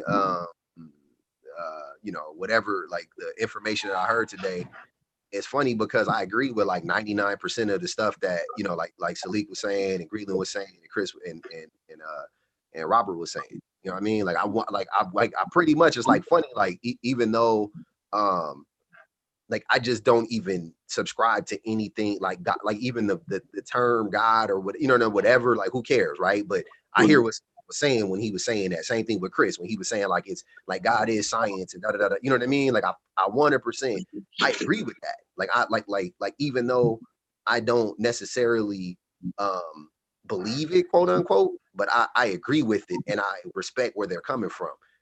My thing is that I just want us to not be able to use these religious teachings and these religious books to oppress each other. And that's where I think the problem comes in for me with any of these major using these books, antiquated, passed down for 10, 20,000 years to subjugate me. You know what I'm saying? I'm over that. I'm over us. I'm over men subjugating women. I'm over, people subjugating gay people. I'm over people subjugating black people, and and so on and so forth. Like I'm over that shit. Like I don't have time to be worried about any of those things. Like I don't want to have to think about that. We got more pressing issues to be worried about in this world. And I don't get into these, like I try not to get into all of these like philosophical debates about the Bible specifically, because we're only talking about one book. Like I said before, like I personally don't care about the Bible because I think to me all religions look the same at some point, right? Like if you cut at some point they all connect to this one thing that ties them all together. I personally don't care about religion in general. You know what I'm saying? But I really don't care specifically about Christianity, but just for the argument's sake today, we just so happen to have a Christian on the panel, and that's why we were talking about Christianity. But like I said, if a Muslim was up here, we'd have been saying the same thing to the Muslim. We'd have been saying the same thing to the Hindu. We'd have been saying, people to know that it's not that any of us, I feel like, are anti-Christian specifically. I think we just have developed a certain we have gotten to a certain level of understanding where we're like, okay, look. You can believe whatever you want to believe until that shit starts to spill over and harm humanity, which that's what I feel like it has gotten, or it has always been like that. As soon as they put it into book form and start to force it on people, that's when it became that. When they started to like kill people, when they started to enslave people, when they started to oppress people, that's when it became a problem. You know what I mean? We as people, we always had beliefs. We believed in the earth, we believed in the stars, we believed in the moon and all that shit, right? Forever and ever and ever and ever, right? Like I know we, society, go back to society, look at the writers on the wall. They believed in animals, they believed in the earth, they believed in the sun. That's the type of shit I believe in. You know what I mean? I think these things are important and I hold them near and dear to my heart and people as well. So as long as you could believe whatever you want to believe, as long as that shit doesn't make you hate another group of people, or want to oppress another group of people for having a different ideology than you, then more power to you, man. More power to you. Okay. And I want to thank everybody for coming on. I want to thank the professor, definitely. I want to thank Chris. Anthony, jump back on. Anthony, we got to give you your final word. You didn't get your final word. Chris, I want to thank you for coming on. Friend of the people. I think he jumped off already. I definitely want to thank him for coming on. And everybody, if you're here, hit like, hit the subscribe, and we're going to be on tonight again at 6 Pacific, 8 Central. We're going to be talking about the history of education before public funding. Again, that's the history of education before public funding. You're going to get some different perceptions. You're going to get some things that you may know, you may not know. It's definitely going to be something to watch. Again, it's something that we're trying to do. We're trying to build here. Anthony, give us your final word. Yeah, I just want to say, like, I wasn't really on here to try to change any of these brothers' views or anything. They can have it, but I just suggest to people to recognize that, you know, to the people who are watching, that Black people had the Bible way before the white man ever came along. That's number one. A lot of what they call African spirituality, because Africans do have spirituality, but if you pay attention to it, a lot of it is like voodoo and ancient religions that go back a long time. But you know, you go to places like Benin and places like that, you even see the Haitians are into a lot of that stuff still too, a lot of voodoo and things of that nature. So at the end of the day, I would just tell people like, hey, you know, don't let no man guide you with the Bible or some church or some pastor. Read the Bible for yourself and go from there. You know what I mean? Like, read the Bible for yourself and go from there, because there's a lot of good things you can learn. You don't want to just be a lawless person out here, or if you've been taught the wrong things, like Dwayne Wade's son at 11 years old getting taken to a homosexual gay pride parade event. You know, you can still learn, you can unlearn that type of behavior by just reading the Bible and seeing what your parents might have taught you is wrong. You know what I mean? And you can get some type of instructions to make the right decisions to better your life. You know what I mean? Like, you just don't want to run around just doing whatever you want. You know what I mean? Like, you need instructions. All right. All right. And I want to thank everybody. Let me read a couple of these. Betty Boo says, if I didn't know what to call it, I would just say it's a higher power. Love Life says, I've met people from all over the world and have different beliefs. Who's to say who is wrong or who is right? Let me see. Catholic Dude, thanks for watching. 3Ts, thank you for holding down these Facebook streets. You know it would not be the same without you. Thank you, 3Ts. I really appreciate it. 3Ts also says, I believe in God, and that's who has been leading and guiding me 38 years. Betty Boo also says, I had the seed planted in me since I was born, but really truly didn't become a for real believer until I was baptized at 33. Love Life says, I believe you're born to die. 3Ts as Anthony, welcome. Let's see. Betty Boo says, I believe that too. I believe that too, Love Life. But when we aren't just born to die, we are born to worship the Lord and make a difference and being lost people and bring lost people back to God so we can live in eternity. Love Life says, I used to believe that also until I realized there's two main differences. And there's two main different beliefs in God, and who knows what's right or wrong.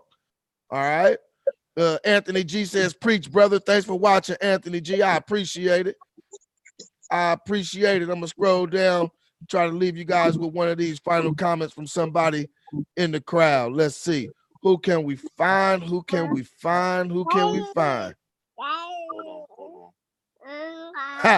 gonna leave it with this. 3T says, well, y'all got 99 problems.